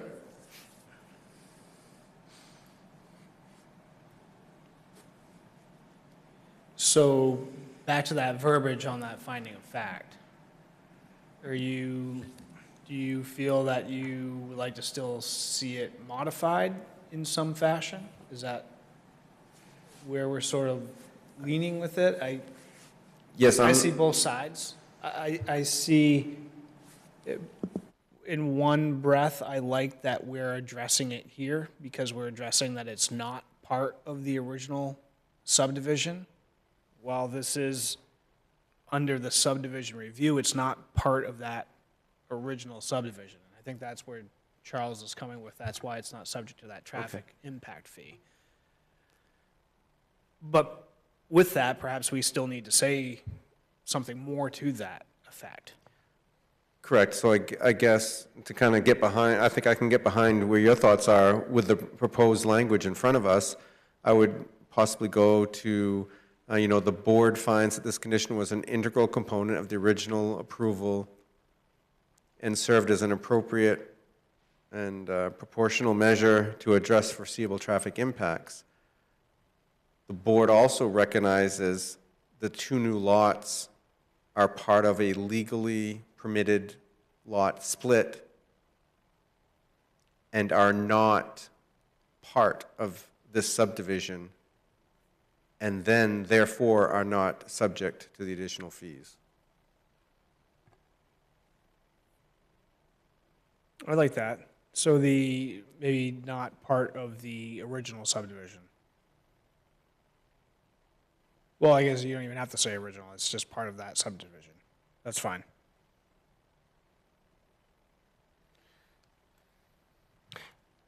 Jim? So I just have a question about those payments, I guess, I guess those lots made because of the traffic that could be caused, but wasn't this approved prior to the light on, Jenkins Road? And also the lights, the new, obviously well before the new turnpike entrance. And so a lot of this traffic, there was, I'm sure, thoughts it's going to really tie up a lot of traffic going all the way over to the old exit 36. But, I mean, it would seem that that requirement of paying fees for, because they're going to add additional traffic just seemed like it didn't make sense to me, particularly given all the traffic controls we have on 112 and the easier access to the turnpike. But it's there, it was approved, so So I agree with the language we have here. I just don't think it makes a lot of sense today, but it doesn't really matter because I think all the lots have been built out. Yeah, it's a little awkward because we're trying to cover verbiage and try to show that we understand it, and they're broken apart, and it's adding a little bit of confusion in there for sure. Yeah. Okay. Any other thoughts from board members? Mr. Chair, I'll move that we approve the findings of fact as amended. I'll second. Thank you for the motion, Jim. The second, Joyce. Any additional discussion on adopting the findings of fact as amended? All right, those in favor, Jim? Yes. Joyce? Yes. Jeff? Yes. Catherine? Yes. I'll vote yes as well. Motion passes 5-0.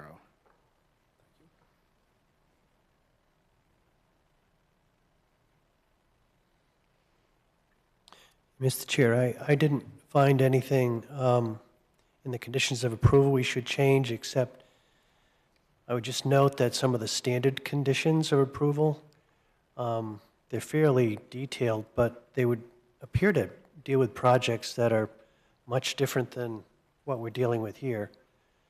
But if no one else has a concern about that, I'll just move that we adopt the conditions of approval. So we can talk more about this, and we should talk more about this next week. And I'll let the board respond to it, but these are going to be the standard conditions of approval that will be part of every approval, unless the board doesn't see it. It's just very standard language.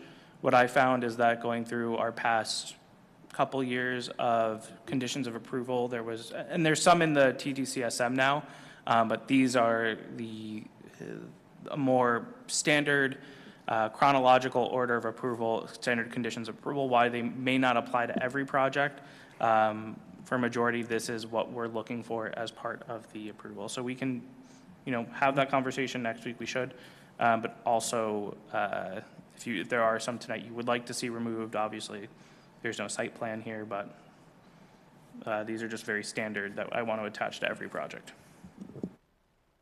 All right, thank you for that note, Charles.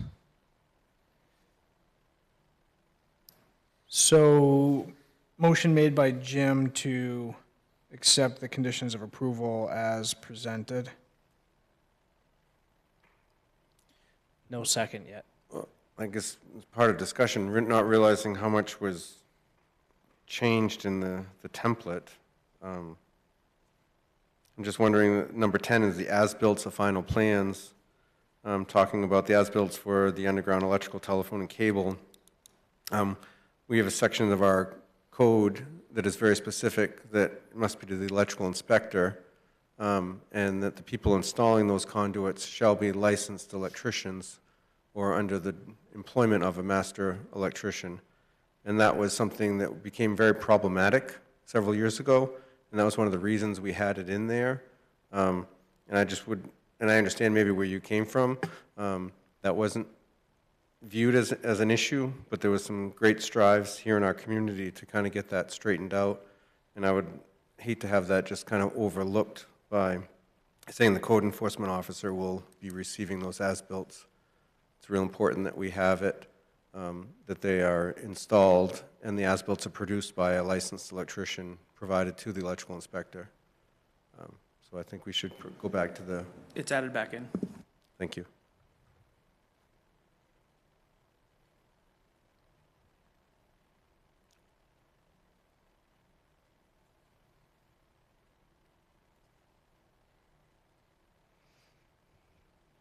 I'll second Jim's motion.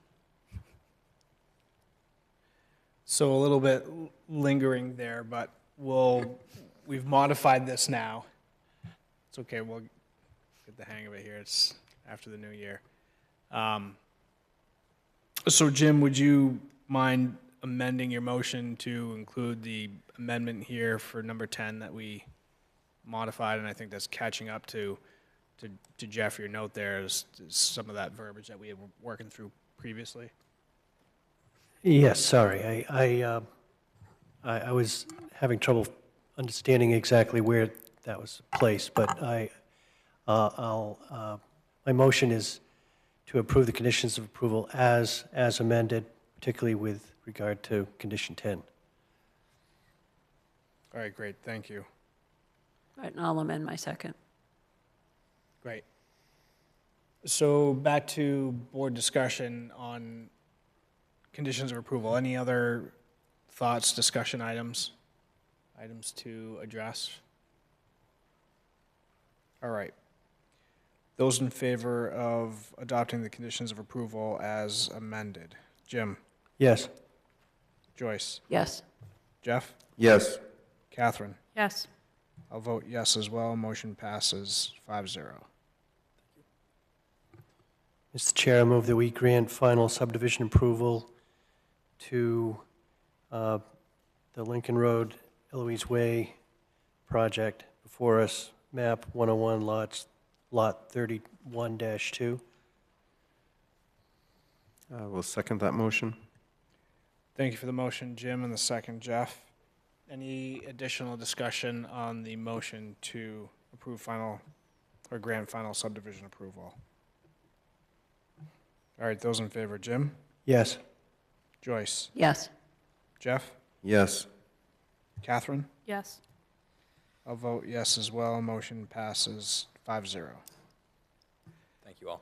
Great, thank you. Appreciate your time. Mr. Chair, can we take a short break before the next agenda item? Sure, we'll do a 7-minute or so recess and try to begin here at 8 o'clock.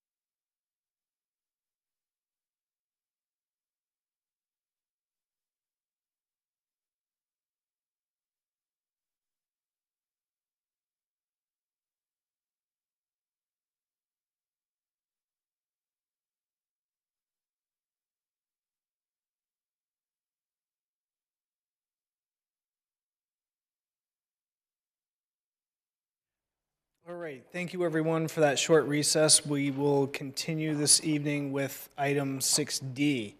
And this is 83 Jenkins Road. This is Goose Fair Crossing Estate subdivision, map 89, lot 32 and 32-1. And this is a proposed 12-lot subdivision.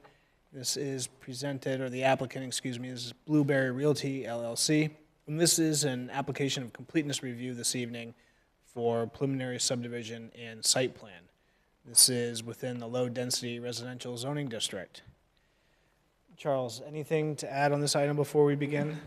Yes, so I know the applicant will speak more to this and why, but there's been something included in your after-the-fact packet, which is not a redesign, but a new layout. So instead of 12 lots, it's an 8-lot subdivision. This was sent earlier today. So I just want to make sure that you all have it, had a chance to look at it quickly. Staff have not reviewed it. We just got it and figured we'd share it with you. And we can let the applicant and the applicant team kind of say why they went that direction. All right, great. Thank you, Charles. Board members, any questions for staff before we begin? Any conflicts or disclosures? All right, and with that, we have the applicant with us this evening. Go ahead. Mr. Chairman, members of the board, Tim Mishu with Teradyne Consultants. First off, I rechecked the zoning today, and I believe that we're in the West Residential District. Because Jenkins Road is the West Residential, and I did check the zoning map today, and I believe I confirmed that we are not in the LDR. But I don't want to misspeak. Okay, well, It's something we can deal with later. Sure. I just wanted to bring that to the attention, because I was surprised when I saw that the other day. Okay, sure. So I think in general, Jenkins Road is the West Residential. All right, we'll make sure to amend Regardless. that. So That's correct. It is West Residential. Yeah. So what we submitted was for a 12-lot subdivision off Jenkins Road, a private drive, hopefully to be accepted by the city at a future date. And the lots are included on map 89, 32, and 32-1. The parcel is approximately 9.9 acres. And what we have, the existing conditions, is the applicant currently lives in a house on the property, which will be proposed Lot 2, and there is a vacant house on Lot 1 that will be completely demolished along with the subsurface septic systems and whatnot, and that will be proposed Lot 1. So that's generally the existing conditions. Goose Fair Brook does bisect the property, and so we are also in the Resource Protection Overlay District. And on our drawings, we do show 75-foot setback, which is required in the Resource Protection Overlay District, and we are showing a 100-foot no-disturb buffer as well, and with small encroachments for stormwater management. That is essentially the existing conditions. The remainder of the site is woods. We have not done a site walk on this. I know you guys do a lot of site walks. Just letting everyone know we haven't done this one yet. The proposed conditions is 12-lot subdivision with what we had submitted was single-family homes to be supplied with private wells. We have a E1 private pressure sewer system with connection to the municipal system on Jenkins Road. We have basically been approved by the Resource Water District to be one of the remaining connections to the system through Howard. So we are proposing to connect, and we have submitted the applications with our package to the Wastewater Recovery District. And we'll have underground utilities from overhead and on Jenkins Road. And at this time, we did submit in our packet, we did have a hydrogeologic study done to confirm that there was sufficient water on site. And in the proposed conditions, we are proposing the homes to be sprinklered as well. So we have confirmed that there's sufficient water supply, and we have submitted that for review. We are building Lotus Lane to a public road geometric standards with 24-foot paved way, 5-foot shoulders on one side of the road, and esplanade with centralized mailbox, street lights, and street trees in accordance with the public road standards. And the road is proposed to be 1,176 feet. We have requested a waiver from the condition that private roads be 1,000 feet long, and our basis for that is because we took up quite a bit of road in order to cross Goose Fair Brook and to provide access to the developable areas of the lot, of the parcel, project parcel. And we are proposing in crossing Goose Fair Brook, we have a preliminary design from Contact for a 25-foot long by 40-foot wide concrete arch, open bottom culvert to be installed. That will have no impacts on Goose Fair Brook. It will simply cross over Goose Fair Brook. And essentially, there'll be, the reason it's concrete is during the PDRC process, if it is going to be a public road, then we were instructed that the culvert would need to be concrete. So that's why it's not a metal culvert, so there is a significant cost to that. But moving on from that, in zoning, for the net residential calcs, the wetlands are 1.2 acres, and there were some steep slopes as well. So essentially, it was 2 acres of unsuitable land.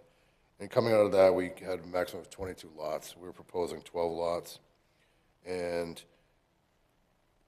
we were proposing like 20% of the lot to be open space as well.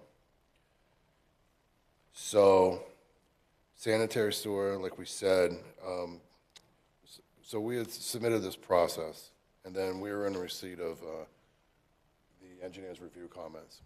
And so we were incorporating the engineer's review comments. Our preliminary design for the 12 lots, we were trying to not use closed drainage systems. We were trying to maximize the buffers on the project and have low maintenance and things like that.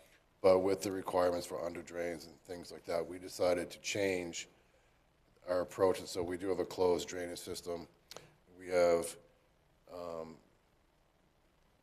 DEP, BMP, under drain soil filters on each side of Goose Fair Brook. And we came back and we're proposing, we're going to be submitting to amend for an 8-lot subdivision with townhouses. And so with the townhouses and 8 lots, and there's 1 residential, as we all know, on a town road that's 1,000 feet long, you can only have 15 units. And so we are proposing 15 units for this Lotus Lane, because there's 1 existing lot that has a residential, 1 single-family residential that the applicant lives in. And with the new layout, we are providing 3.83 acres of open space on the 9.9 acre lot. So that comes out to 29.63% of the lot will be open space. And that does include Goose Fair Brook, wetlands. There are 3 vernal pools on the project. Those will be in the open space as well. They're non-significant. So sanitary sewer, part of the engineer's review comments was there was a process. We had requested a waiver to have the E1 system cross the public way because of Goose Fair Brook, and we were trying to put the E1 sewer underneath the roadway and above the culvert, and to minimize damage to or impacts to Goose Fair Brook. We were basically told that that was not going to be recommended, as you're aware, by the town, and then so we decided to get away from that altogether. And we recontacted the engineer for the E1 system, Mahoney and Associates, and we're going to be directional boring under Goose Fair Brook. And there is a vernal pool also that we will be directional boring under, and it's just 5 feet below existing grade. So what we have is a 15-foot wide utility easement running around Lotus Lane, staying out of the public right-of-way in accordance with city requirements.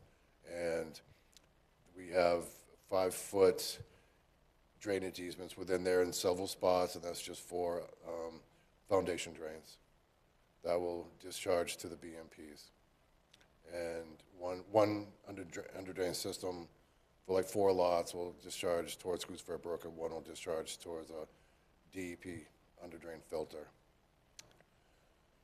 Having said that, part of the process was, for the engineer's review comments, is for all easements and to be designated on who the easements are going to be going to, and so we have provided information on whether they're to the HOA or to the city. The 2 DEP under drain filters are in lots that are to be conveyed to the city, and we have provided access to those lots and with curb cuts and such in accordance with city requirements for concrete aprons. So we had a very extensive engineer's memo that we have responded to. We have not resubmitted it yet. I was hoping to have it today, but the plans weren't quite ready, and it wasn't going to matter because it wasn't getting reviewed anyway. So I just figured I'd come tonight to present.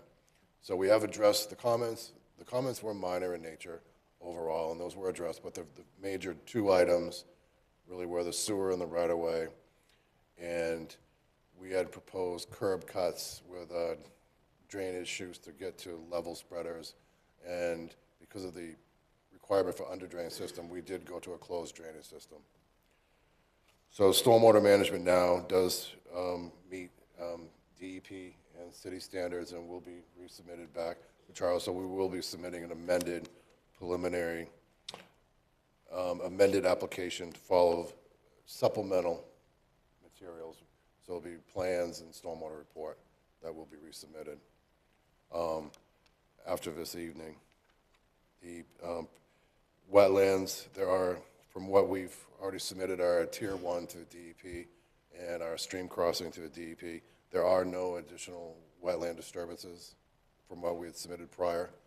And as far as impervious areas, the impervious areas from our previous submission stayed almost the same, and our developed area actually went down a little bit. So we actually reduced the length of the roadway a little bit and provided more open space towards the back of the project and next to the turnpike. So at the end of the day, we feel like we have a better product, and we cleaned up the proposed project a little bit and cleaned up the stormwater a little bit. And we have provided the proper easement language, so to be deeded to the city, conveyed to the city, and things like that. And in our stormwater report, we did also propose meeting DEP requirements for being in the Goose Fair Brook watershed, proposing $28,000 in fees to be committed to the Saco compensation fee utilization plan for the urban impaired stream. And at this new application, we've got the waiver request for utilities and public right-of-way.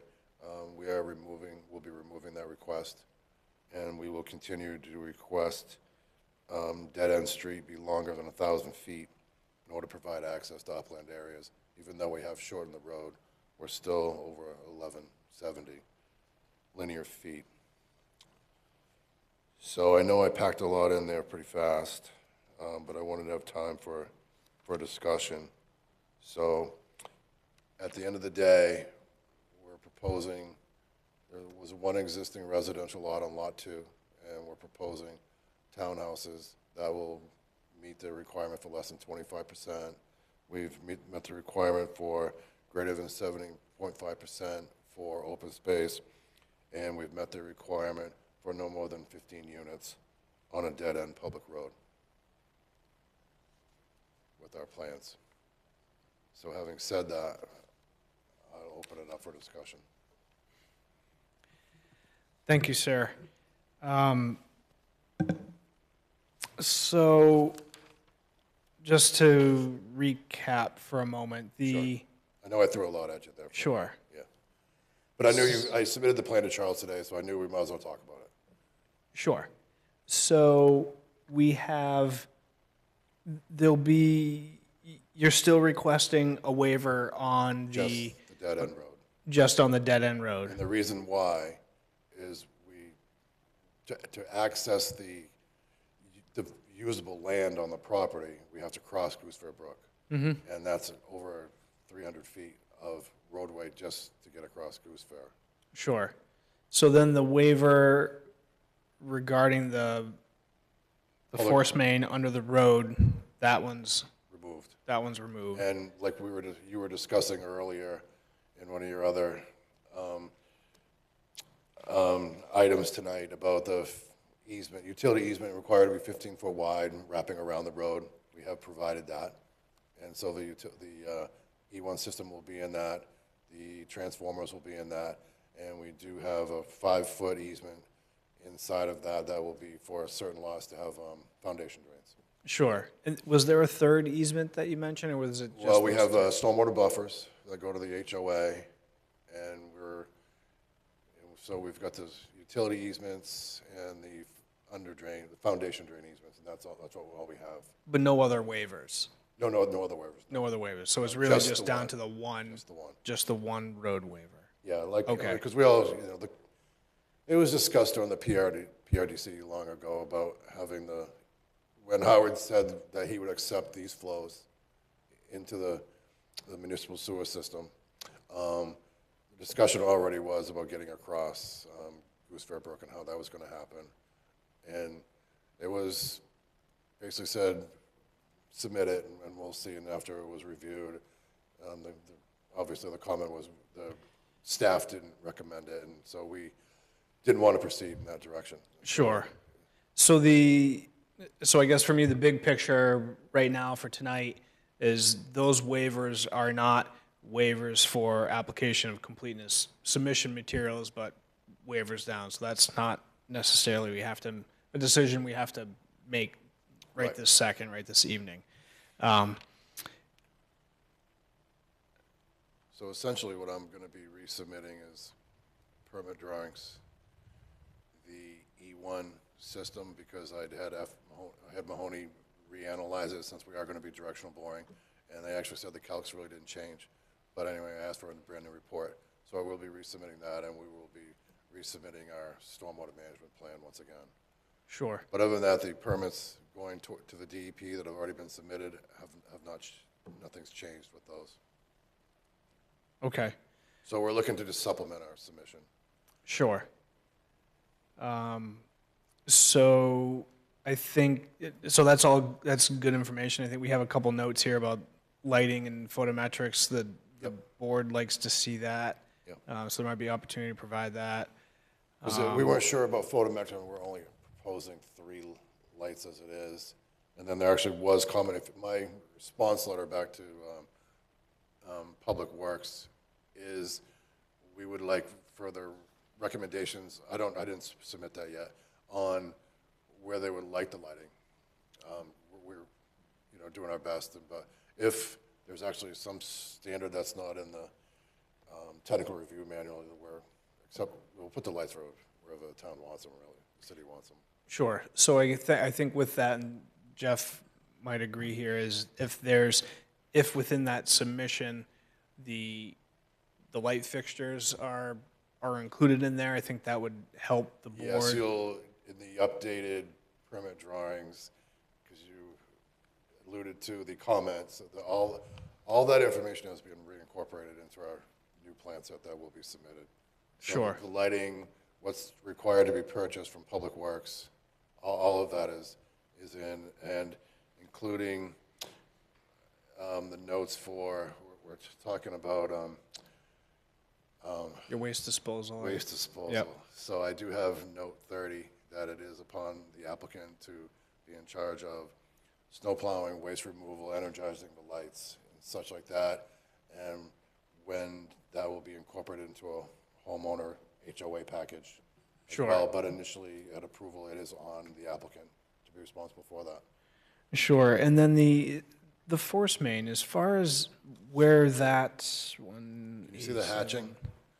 Yeah, so we have, I see that hatching, but as far as where that, I'm trying to look at this, I'm looking at your Alright, so- street cross sections, but Jenkins- where's it all going? So from the individual lots, they're going into a structure, and then that's going back out to Jenkins Road? So it's an E1 pressure system, so every house has a little pump station, tank, and basically a septic well, and we have a note on the plan that says, every house lot has to, whatever system they choose has to be the same system because it has to work together.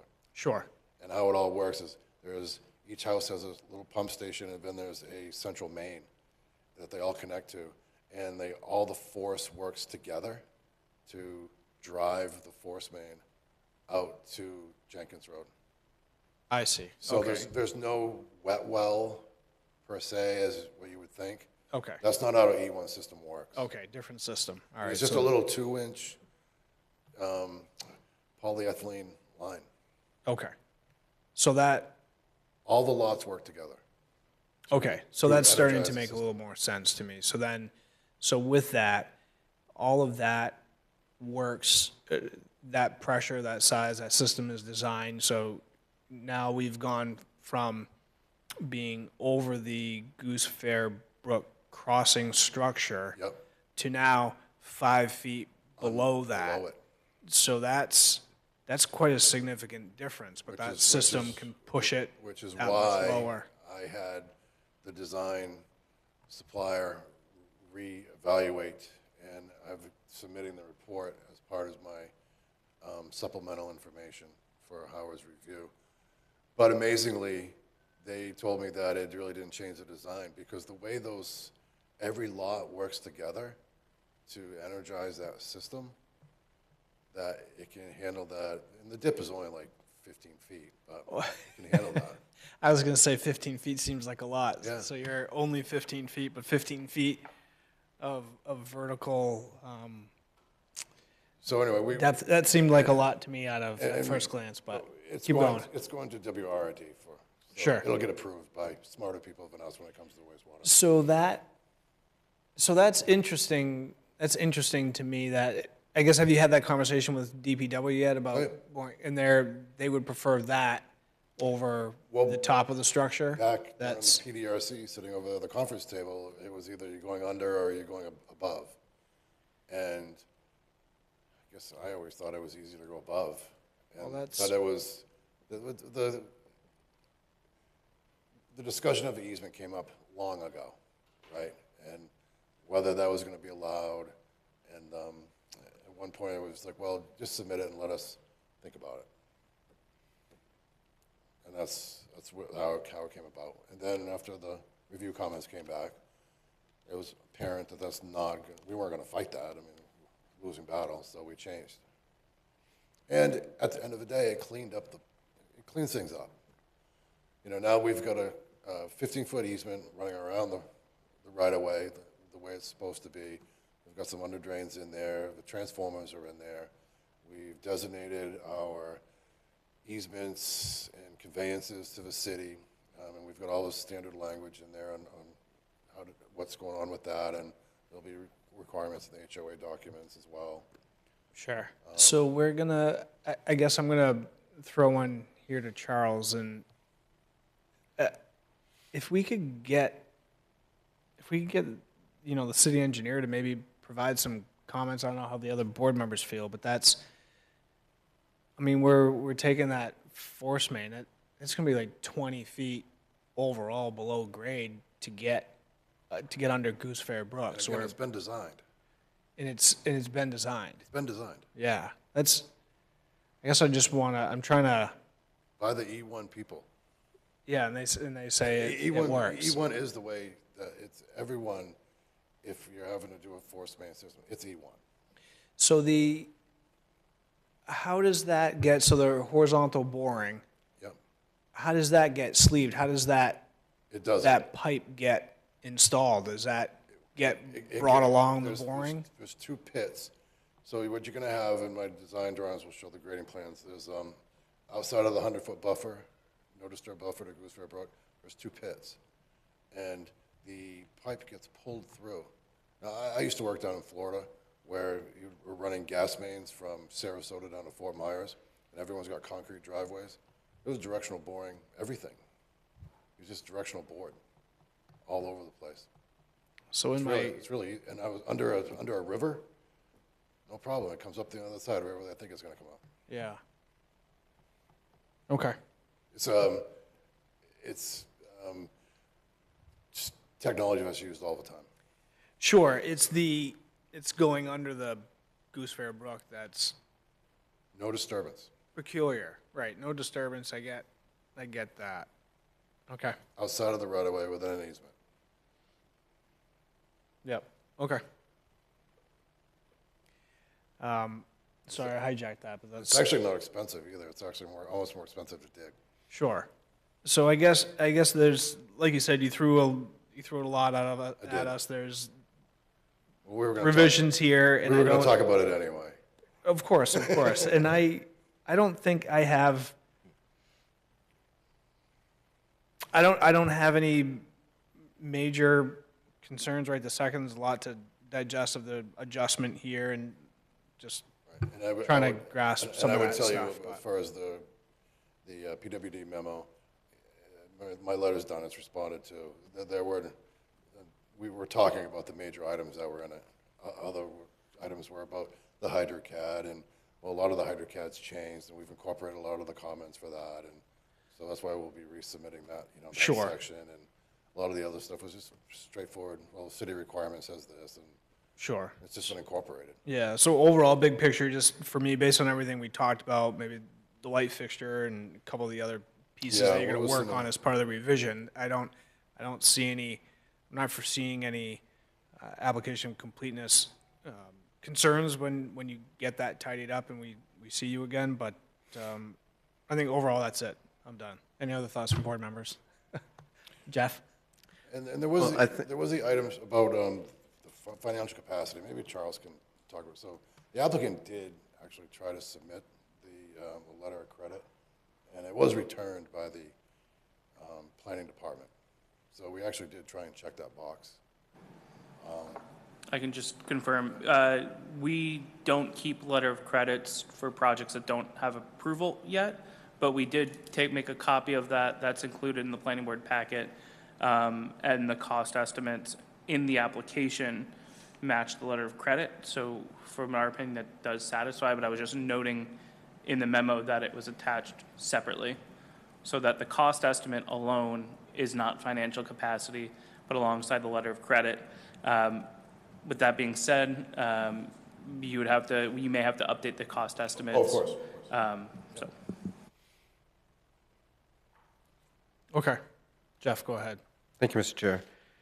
Well, I mean, I think you're on to something with the critical thinking of the E1 system. If I recall correctly, one of your associates or former associates from your firm was before this board 4 or 5 years ago for Samuel Marshall Drive, Right. correct? And Samuel Marshall Drive has the same private does. E1 that loops around. It was heavy discussion. In fact, we did a site walk this fall where it was coming through. Yeah, we were doing REMIC. Through the Remick Drive.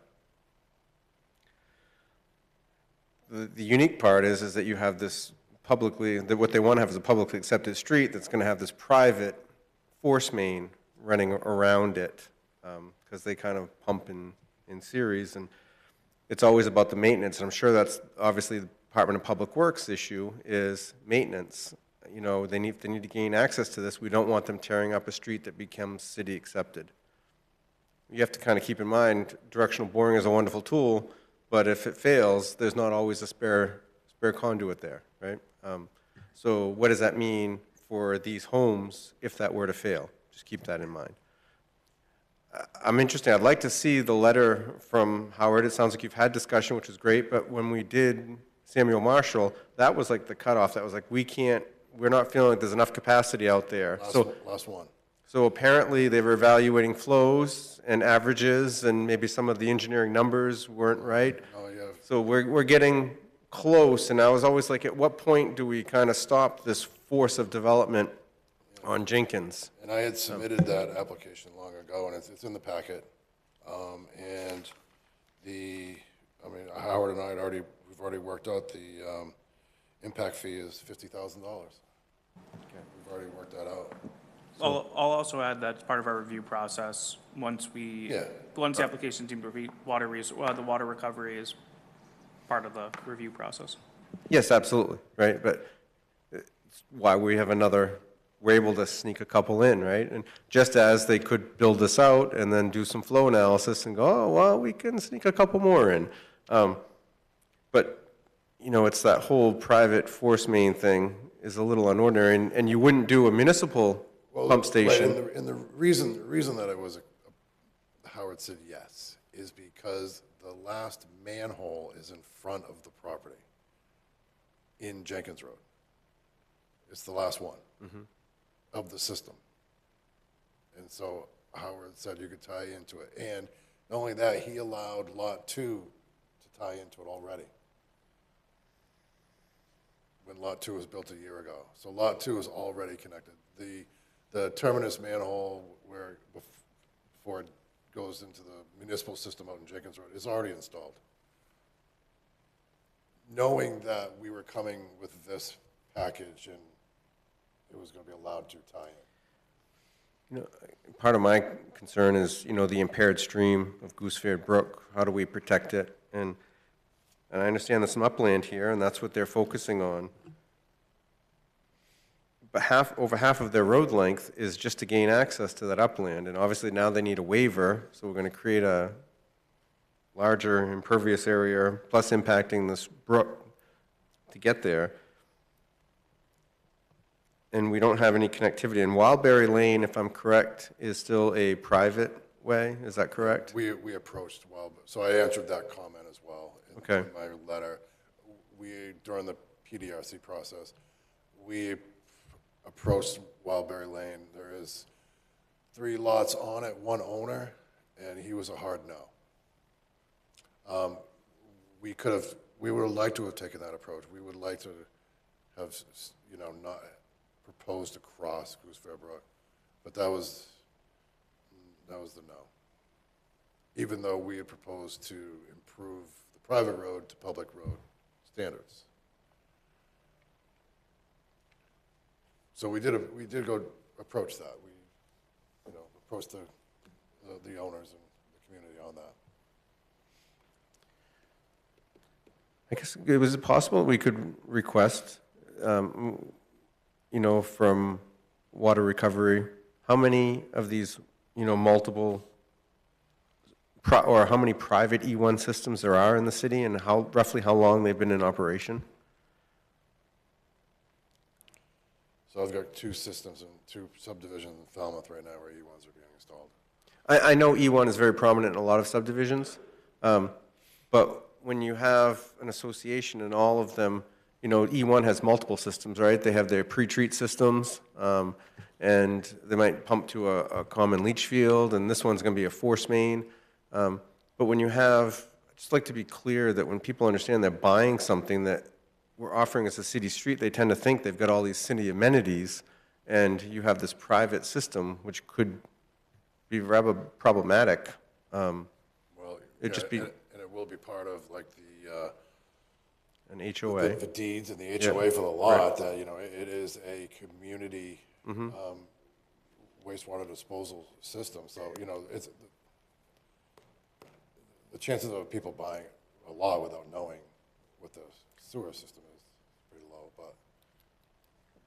Yeah, if we could get a little bit of feedback from Water Recovery Resources to say, hey, we have, you know, 17 of them, and they all have an average of 10 years of life, and we haven't had complaints, that's probably a little bit easier for the majority of the board that doesn't understand some of this to go, okay, well, Of course. it's a little less risk. I mean, I think it And wouldn't hurt listen, to ask. I'm looking for Howard's feedback as well.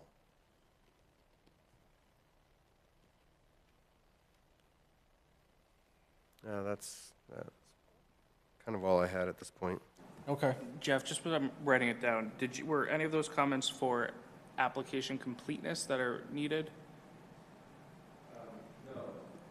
No, they weren't.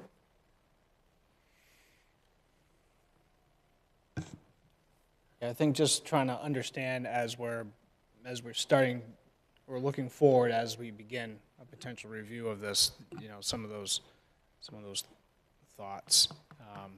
Okay. Any other questions or thoughts from board members on application of completeness review for this item this evening? So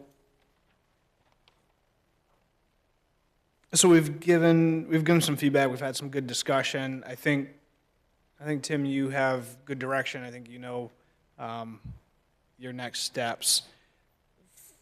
from there, Charles, do we have a date that we could potentially see this application again? So normally I would like to provide a date.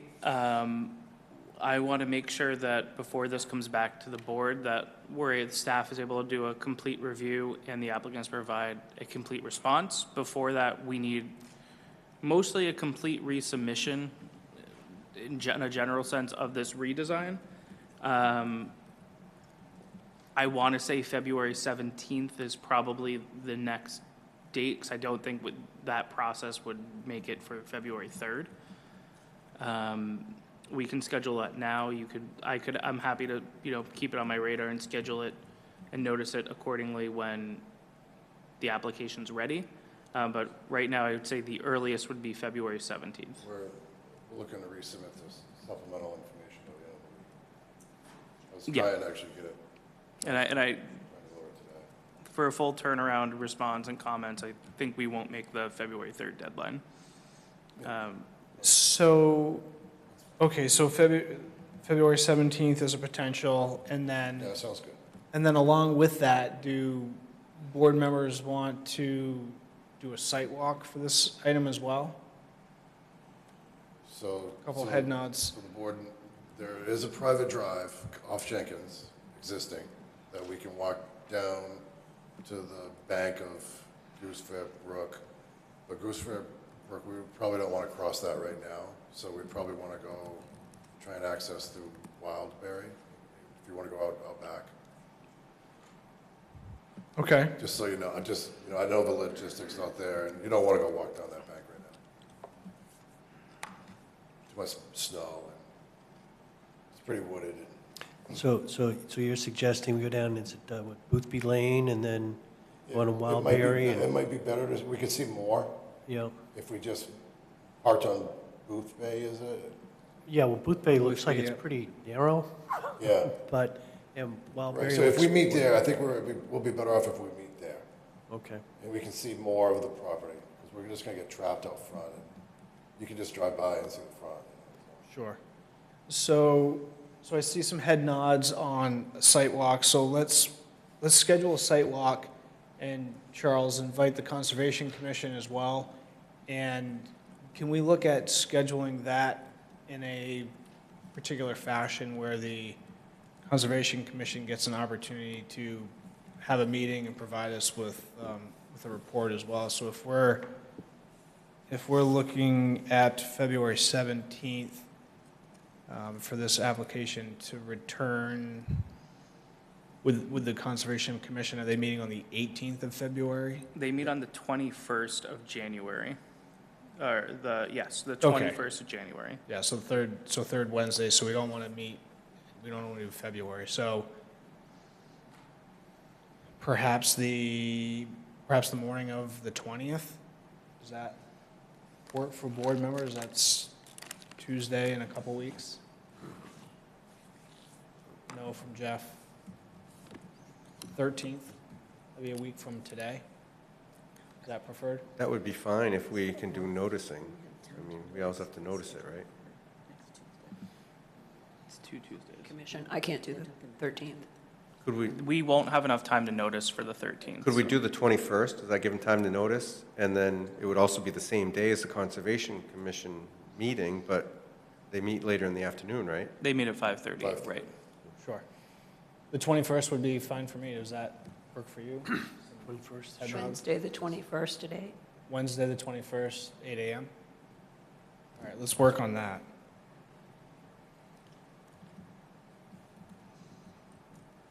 So the only question I have is if we were to park on Boothby Lane, do we have to concerns about crossing private property to get to the developed site at that point?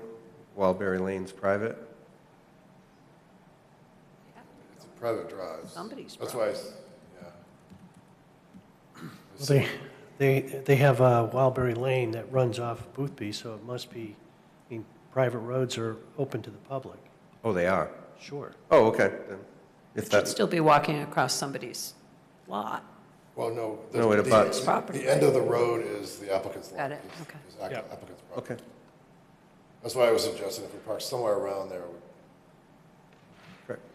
And Charles, that, we were pretty clear on some of the sidewalks. We don't want to be inviting ourselves across other people's parcels, but if that private road is deemed accessible to the public and we can walk down it, then that sounds like a good option to meet sure, on. and those neighbors will be notified as part of that site walk Yeah, notification. That's why I was just saying, maybe we don't want to park on that road.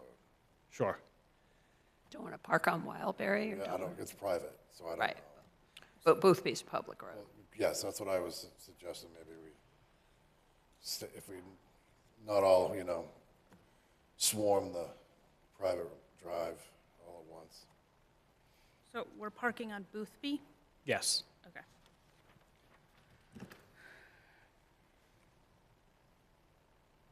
Okay, so site walk scheduled for Wednesday, January 21st at 8 a.m.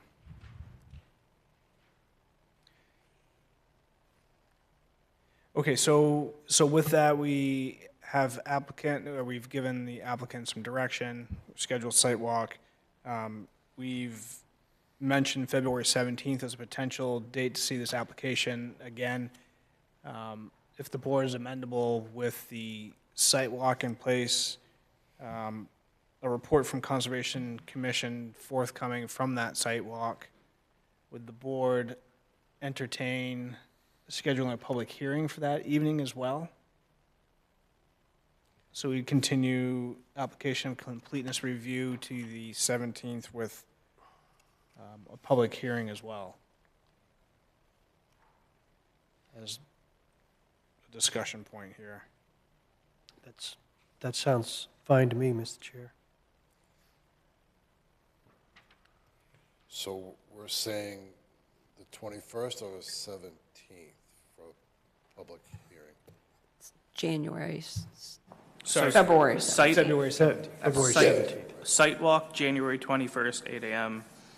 Planning board public hearing, February 17th. That'll give enough time for materials to get reviewed. For everyone to, review and comment. Great.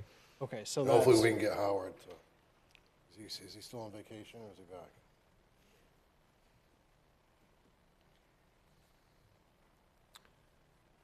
So, Mr. Chair, we'll continue application completeness to that date as well, so the applicant has a chance to go and revise the entire application. So, Mr. Chair, I'll move that we continue review of the application completeness and also schedule a public hearing both for February 17th, 2026. I second that motion. all right, thank you for the motion, Jim, and the second, Jeff.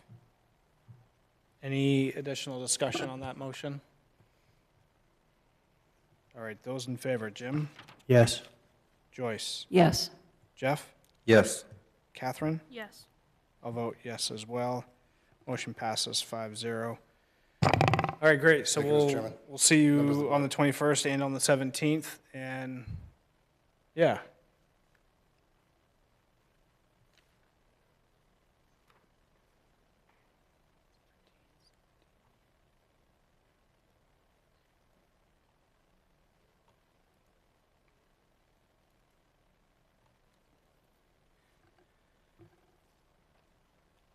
All right, continuing along with our next item this evening, item 6E.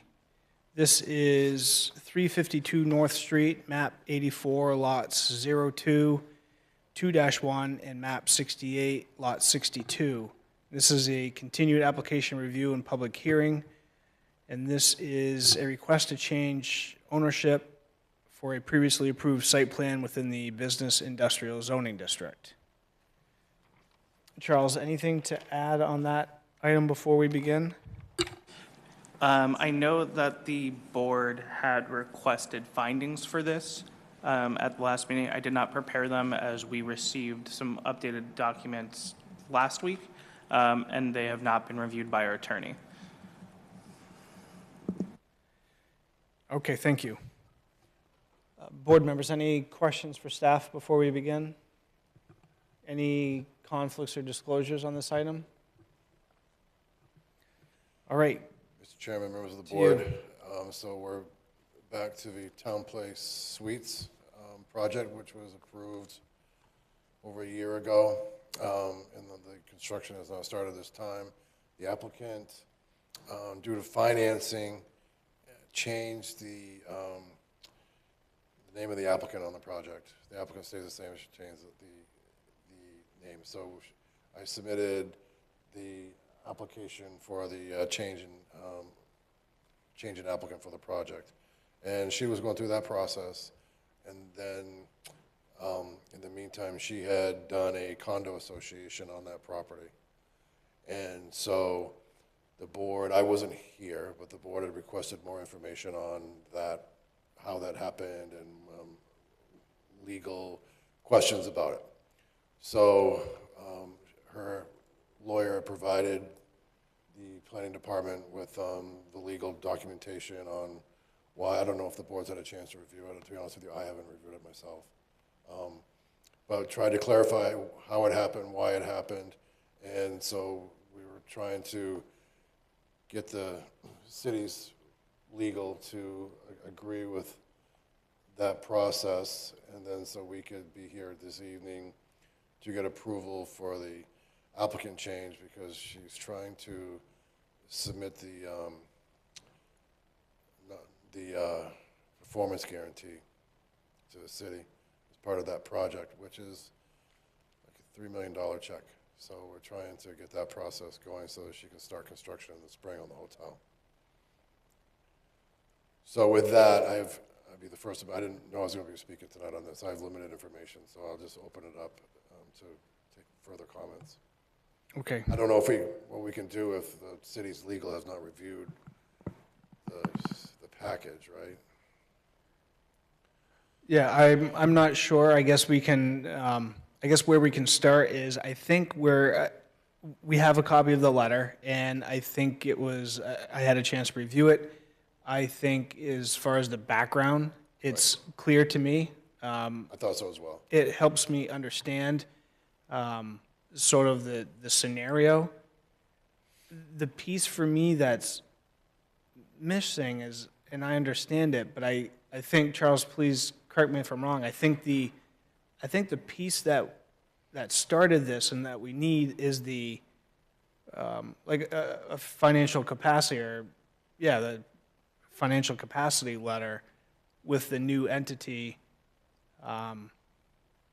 for that site plan approval. I think that's, and that's the piece that I think that was I'm still missing I think here. that was submitted, which is what's to the planning, which what started this process.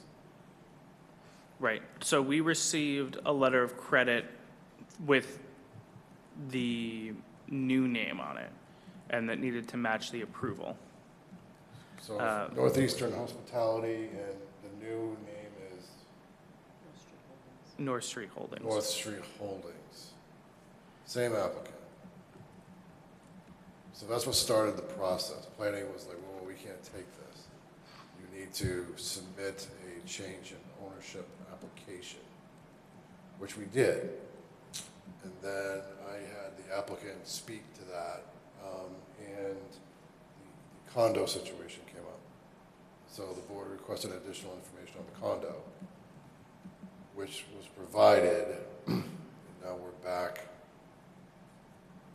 hoping to have the condo situation, to the board to have an acceptable, the city to have an acceptable level, to be okay with that in order to approve the name change for the applicant. Is the process that we're under.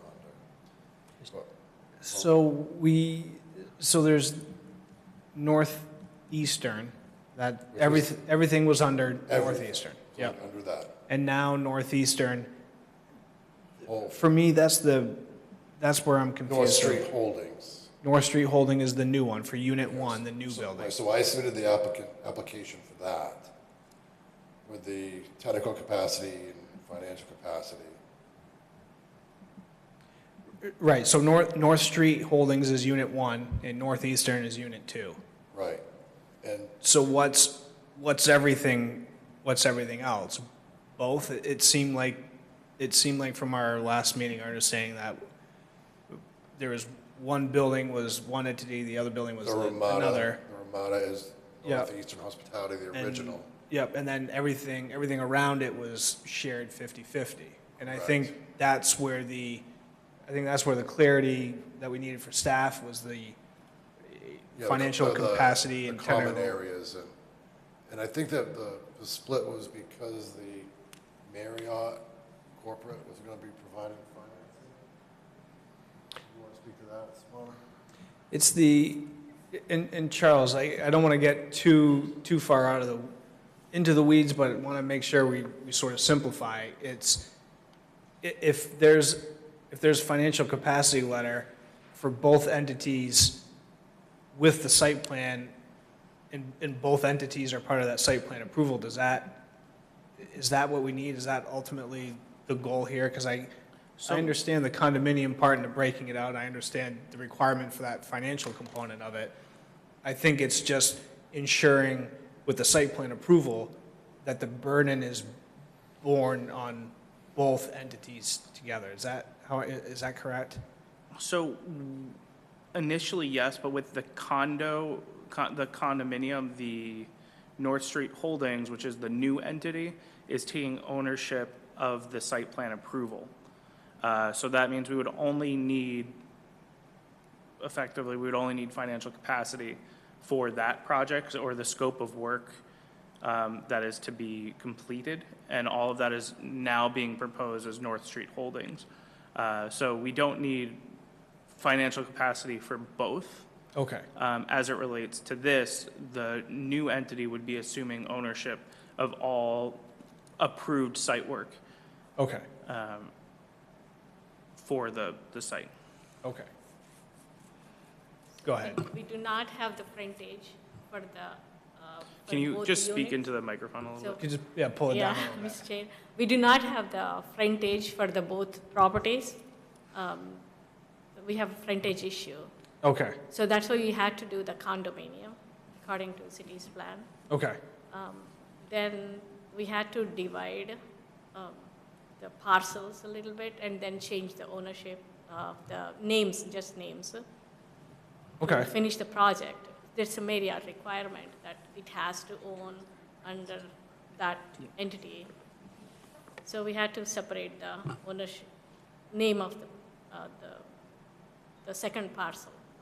Okay. So that's clear to me. So there's, I guess, the piece, Charles, that in this application, does staff find that they have all of the material? That's sort of the piece that I'm not understanding if we have or not. I see all the information here. Right. We have it, and where it's an amendment here, we don't really have like a full-on checklist, but I want to make sure that you have what you need, and we have that we understand that verbal burden here, but do we have that correct document? Yes, so we didn't attach it to this because I don't think we made copies of it and it was in a safe and it was internally, so we didn't make copies. And so we have it, and the reason why we're kind of initiating this is because we do have the financial capacity just for the wrong owner. So that this kind of facilitates that. So yes, we have everything we need, but the supplementary information only came in during the holidays, so I didn't see it until last Monday. So that came in, or rather, it came in on, I'm looking at January. So staff received all the supplicated new information on December 29th, so just a little more than a week ago, which is not, the applicant submitted on the 23rd, but we were closed the 23rd, 24th, 26th. So we just weren't able to share that with our attorney until last week, and that's not enough turnaround for an attorney. So we have kind of the documents we need to facilitate the review and give you guys the information you need. We do have financial capacity, and I'll make sure that's included as part of future submissions, just because we're going to want that as part of future findings too. So I'll make sure that you guys have that. We can put a copy of the letter which we received in November. Attorneys completely drafted all the condominium documents and responsibilities, all the subdivision documents in there. And financial capacity was under the new name, the new project, new name, new site work, everything is under new. The old entity is really not doing anything in this space. Everything is under the new entity. I don't know why to hold on that, but if you have any questions, we can work with attorneys. We can clear everything before we start the project. Instead Sure. of coming back to the planning board, it's going to be, we're already tied to. I would just say the reason why I didn't prepare findings, and just for a little bit more context, is it's one of those situations what we don't know. And with how the site is designed, and again, I'm not too familiar with it because it was approved a year and a half ago, to have an attorney look at it and make sure that any of the facilities that are proposed to be built, that the condominium is set up in a way for the site to succeed, and that we're legally, looking at whether it's stormwater infrastructure, sewage. We want to be comfortable that, so we just need an attorney to review all of these documents, and we're still waiting for that. So that's the final piece for staff.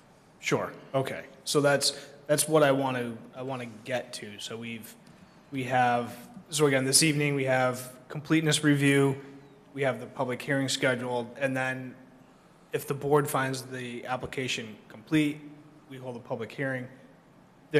We would see this applicant at least another time, hopefully a final time, with findings of fact drafted once the attorneys have reviewed everything and kind of close the loop on that. Yep. Right, that way. Do you have, just while I'm thinking about it, do you have a date in mind for this? Not sure. Not right now. Okay. I think we could do this on the 20th, just as the interest of time. We could put that first on the agenda. It is a kind of a busy agenda, but I think we can get through this, if we have some more conversation tonight, we figure out what we need. Otherwise, we'd be looking at February 3rd. Okay, so, We could put this on the agenda, and if we don't have city attorney comments, we could just take it off the agenda. We could always put in a request to table too, but I don't want to plan for that. I mean, I could submit an email to Charles saying, hey, please take me off put me on the next agenda if you could. sure, Because if you don't have comments, then we're kind of wasting our time, right? Sure. Is there more flexibility with the February 3rd agenda if we were to? They're all busy. There's flexibility for the 20th, the 3rd, the 17th. Okay. We can fit this in. Sure, but I guess at this point, we're at the mercy of the city Yes. attorney. So I like deadlines personally, that's all, while I bring it up. Okay, so ultimately what I'm getting at is we have some paperwork, some attorney review, it seems like, to kind of work this change of entity through is really where I see we're at right this second. Does that make sense? Is that correct? Okay. I dominated that unintentionally, but thoughts from board members? Mr. Chair, if I may, I'm definitely in support. Let's put it on the 20th agenda. I mean, I think it could be straightforward if it's clearly explained, because I'm very troubled, but probably like maybe some of you are, maybe I'm more troubled, is that it sounded like it was going to be a simple thing, and then we get this name, and then at the last meeting, you said that you were bringing your family, your children into it. And it's like, okay, we're doing that because it was too much to handle. And then we get kind of the change tonight with the documents. The Attorney Weinstein wrote a very clear explanation. I was like, wow, I really get it, right? They have two big projects. Each lending institution wants to have first mortgage on it. It made perfect sense, right? And if that was the only issue and we could guarantee they're interlocked and success is always guaranteed, then I have no problem. My problem is all those common systems that would exist. And then I tried to read through the Saco Plaza condominium documents, and I know words can be artisan to some people, but that is so confusing. I can't tell what it is, and that's where we really need, in my opinion, I need that city attorney's review saying, yes, this will substantially hold up. So if, heaven forbid, one entity fails, you know, these common shared elements, the parking lot, how would we have approved a hotel that doesn't have enough parking, right? And it's because it's shared through this mid-lot, and then the pump station, and I think all of those things really need to be addressed, and it would be much easier if it was one owner that very clearly had two entities. And I understand the heartache that they're in, but we need to be making sure that it's solidified for all of the taxpayers in Saco if one of these were to fail, and we don't have this struggle of poorly drafted systems that should be working together, whether it be, you know, the utility system, whether it be the parking, whether it be the snow removal, whatever it might be. So if we can just get a very clear answer from the city attorney, then I think it's a pretty easy push through for the 20th. So let's not delay the applicant. Let's keep it on there. And if our city attorney's not ready, we'll just table if it's the first item on the 20th. But I really would like an in-depth, hopefully as clear as Mr. Weinstein's summary for a layperson to try to read, because if it's as technical as the condominium documents, I think I'll be just as confused now as I was before. Thank you. Yeah, no, thank you, Jeff. I agree. Jim? So I mean, I read through all that too, and I admit it's a little confusing, but, you know, frankly, I think the technical manuals that we use in the city, I don't understand those either. So these, at least I understand a little bit better. I think that it's pretty clear what they're trying to do. I agree that, I mean, reading through those condo documents, I think they're covered so that both entities are obligated to go and fulfill all the responsibilities for the project with regard to utilities and parking and everything else, and pump station. I think it's all covered there, but it would be very nice to have the city's attorneys, you know, say that as well, okay? But for tonight, I think everything the applicant has provided to us is sufficient for us to deem the application complete, and so that we can have the initial public hearing, and then the city attorneys can comment on whether or not the condo documents are satisfactory to address actually all of our concerns, Jeff. So I'll move that we find the application complete. Thank you for the motion, Jim. Yeah, I'll second. Second by Joyce. Any additional discussion on finding the application complete? I mean, I agree, it's all here. It's just a matter of having the higher-ups double-check it for us. All right. Those in favor, Jim? Yes? Joyce? Yes. Jeff? Yes. Catherine? Yes. I'll vote yes as well. Motion passes 5-0 to find the application complete. Mr. Chair, I'll move that we open the public hearing. Thank you for the motion, Jim. Second? Second by Joyce, thank you. Any additional discussion to open a public hearing on this item? All right, those in favor, Jim? Yes. Joyce? Yes. Jeff? Yes. Catherine? Yes. I'll vote yes as well. Motion passes 5-0 to open the public hearing. If anyone is with us this evening to speak on this item, please come to the podium, state your name and address for the record. We will collect comments and address them accordingly. Chair, while we wait for members of the public to comment, I will also say it's past 9 o'clock. So just as part of your operating procedures, you guys would need to take a vote on how long you would like to proceed. Just want to be mindful of the time as well. Great, thank you for the reminder. Mr. Chair, seeing no member of the public wishing to speak, I move that we continue the public hearing and also continue review of this application to January 20th. I will second that. Thank you for the motion, Jim, and the second, Jeff. Any additional discussion to continue public hearing and application review to January 20th? All right, those in favor, Jim? Yes. Joyce? Yes. Jeff? Yes. Catherine? Yes. I'll vote yes as well. Motion passes 5-0. Thank you, All right, Mr. great. Chairman, members Thank of you. the board.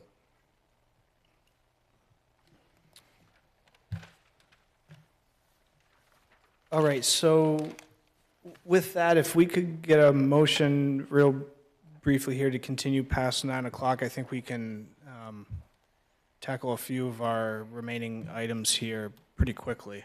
The Mr. board's in Chair? support. Mr. Chair, I move that we continue past 9 o'clock to finish the remaining items on our agenda, items 7 through 10. Thank you for the motion, Jeff. Second. Second by Jim, thank you. Any discussion? Those in favor, Jim? Yes. Joyce? Yes. Jeff? Yes. Catherine? Yes. I'll vote yes as well. Motion passes 5-0 to continue beyond our 9 p.m. Time. So with that, our next item on our agenda this evening is general correspondences. Any general correspondences, Charles, beyond those received this evening? None tonight. All right.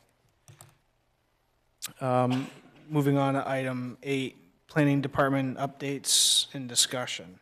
Any topics on that list? Yeah, I just wanted to run some dates by you guys, just as a reminder. So we had the meeting tonight. Next Monday, I don't know if Emily sent out an email today, or Ryan, the new city administrator who started on Monday, sent out an email. We'll be hosting a joint meeting between the city council and the planning board. So we would love if you guys could be in attendance Monday night. Phil Saucier, our attorney, will be providing a legislative update regarding LD 1829, which I think will be very important. If you have any other legal questions, that might be a good time for it. I say might because I don't know how pressed council is for time at this point at their meeting, but it could be a good opportunity to ask related questions. So I know that's short notice, but I think it was a good opportunity. When I saw it on the city council agenda, we figured that would be a good opportunity to bring the planning board in because it's going to be a big one for us over the next few months and the long-range planning committee. So Charles, what time is that? Is that at 7? 6, I believe. 6, I believe. Lisa, what is it? 6? I can double check real quick. And that is this coming Monday, the 12th, Yes, at 6 p.m. I believe I'll just pull up their agenda real quick. It's not on Champ. It's not publicly posted yet. I believe it is 6 p.m. That does seem to be their starting time. Maybe 6:30. I'll follow up with an email tomorrow. That's easy. Okay. And then, And I heard me. So, you're right. It's okay. 6:30. Yeah. So it's 6:30 on Monday. Okay, 6:30. Then next Tuesday, we have a planning board meeting. That's going to be training, so we have no development review. We have that prepared. We'll do SLOTA and some other stuff as well. So that's next Tuesday. And then the following Tuesday, we'll be back to our regularly scheduled planning board on the 20th. And now we have a site walk the morning of the 21st. So I just wanted to give you a little monthly roundup. No, that's great, thank you. And on the 12th as well, I believe additionally there'll be some discussion, or I understand council might want to input from planning board on some of the grievance thoughts. And at Monday's meeting, yeah, the words on the tip of my tongue, but they'd like input from the planning board on recommendations, on some of the recommendations provided in that grievance document. I'll that could follow attend up on would be that, good. because I'll make sure you guys have everything you need. I'll send a separate email with LD 1829 and anything else I can find.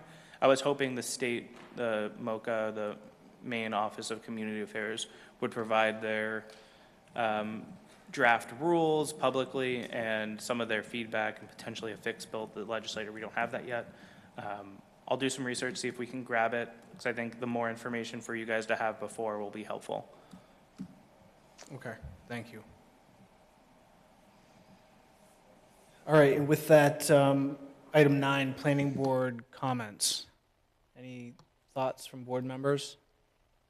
Jeff? Mr. Chair, while we're running through a rather busy schedule, didn't we get an email about this coming Thursday night about the coastal resiliency presentation that's going on? That it wasn't the city administrator, but they felt like it would be a good to have the presence of the board, if possible. Is that the It's beach management one? beach Yeah. beach resilient. Listening session? Yeah, I will pull that up real quick. The local beach management information session, it's in the advisory body. Just to get the word out, it's not a requirement, but it's an opportunity for the planning board to participate, hear from others, for that local beach management plan. I'm not too familiar with that work that's going on, but Andrew Dickinson, the communications director, had asked me to forward it to you, to BPAC, to Conservation Commission. So not mandatory, but recommended. Okay, thank you. I guess additionally, one thought I had, I think the packets are good. I think that table helps immensely. I think one piece that I chased around a little bit just for me, I think there's,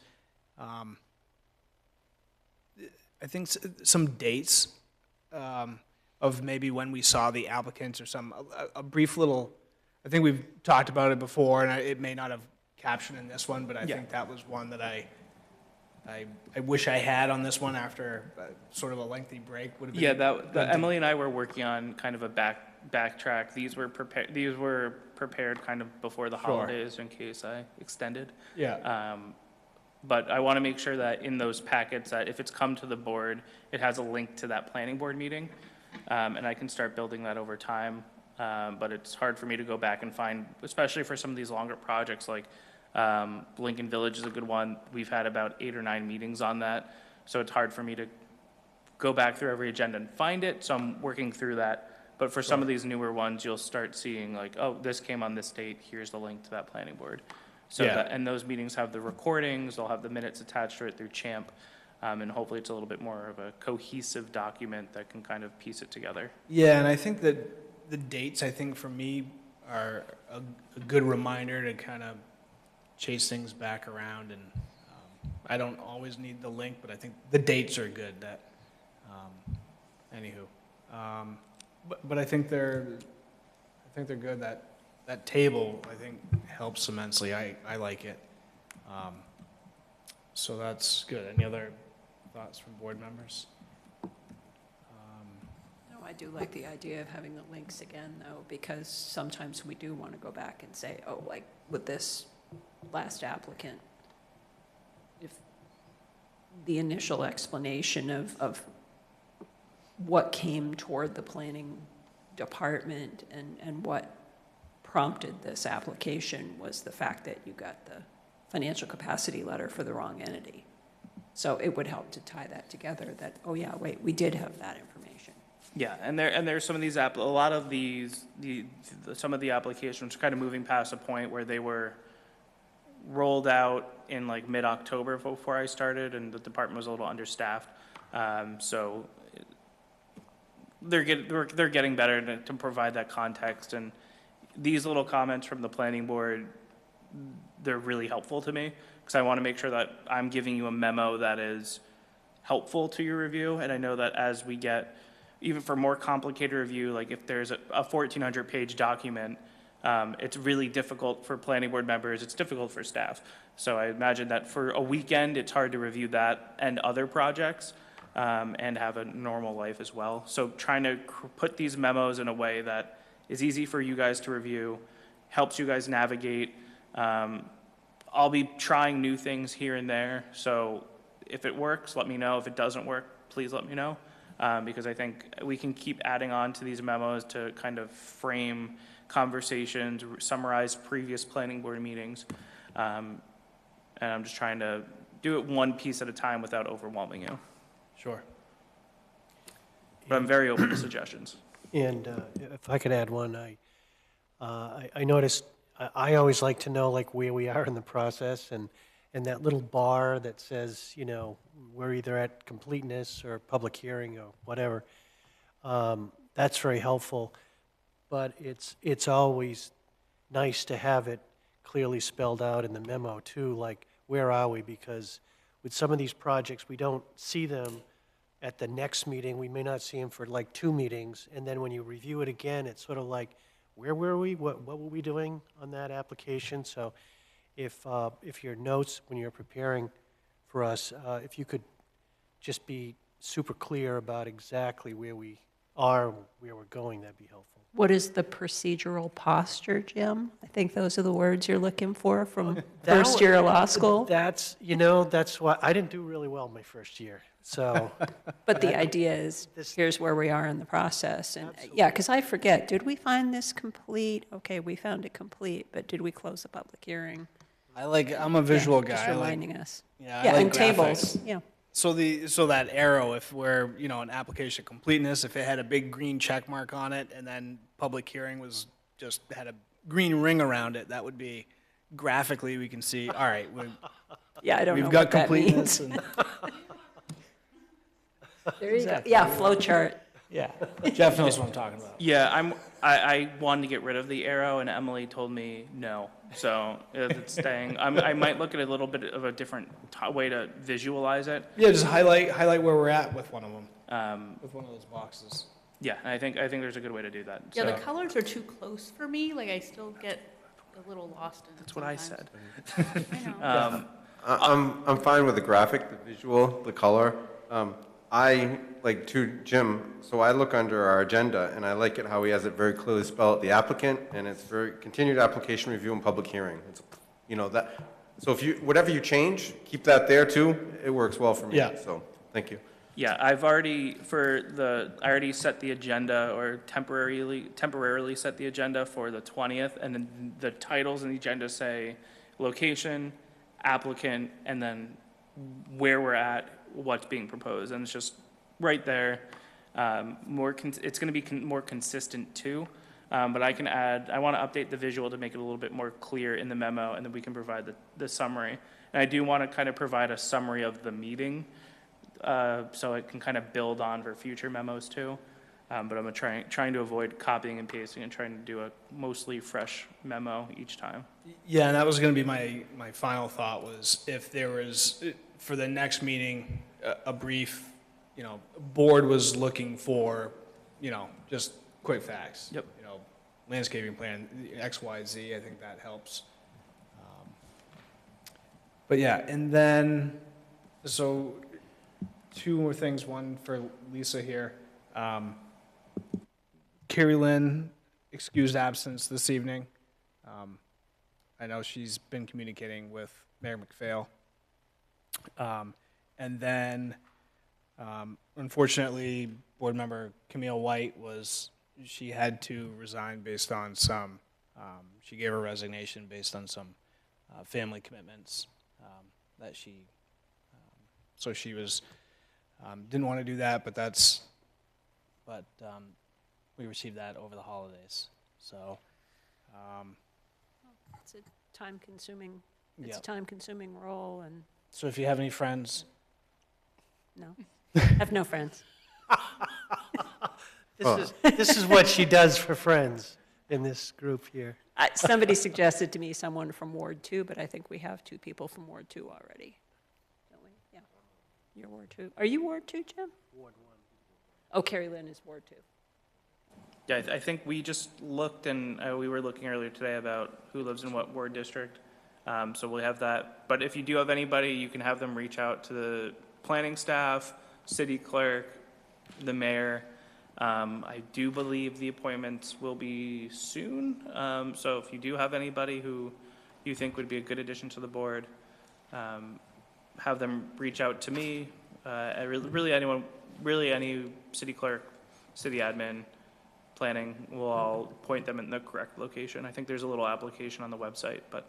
Actually, one thing to remind us of periodically, I think, is when do our terms end? I have an idea when mine ends because I was just reappointed, but, that's useful information for all of us. I think Yeah, it so- sneaks up on us. Yeah, well, we're, just a little background, we're gonna be rehauling the planning website. Nothing crazy, but right now, if you go to planning, the website is a little bit of a disaster. There's fraud notices, there's, X, Y, and Z. We want to make it a little bit more organized, and with that, we're going to be touching up the planning board page as well to say like who are the members, what are their terms, just that page, like which ward, so that information is all just right there. But you'll be seeing, that'll be a lot more available than it is now. If I could offer one compliment, the one thing I really find helpful when reviewing the packets is when you're listing, different departments or individuals who have made comments about applications.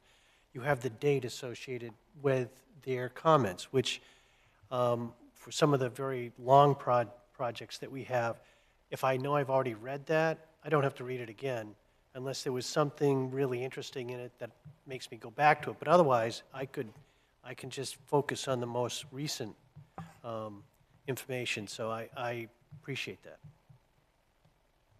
I agree, thank you. Yeah, the other thing that does too is make it clear, okay, the applicant responded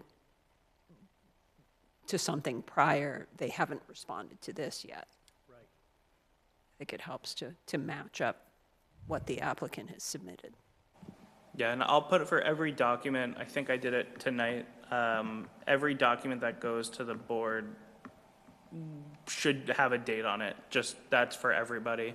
Because like, for example, with normally 2 weeks should be enough turnaround for an attorney, but with holiday times, many law firms were closed for the last week. So when we have all the 6 other projects out for legal review, so it's a tough timeline.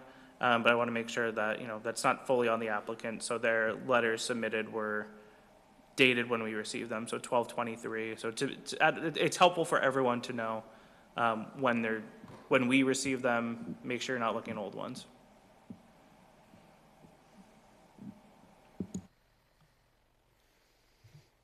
All right, great. Any other thoughts or comments from board members? All right, great. Well, thank you all again for staying a little bit late here. It is 9:25 p.m. and we'll adjourn. Thank you.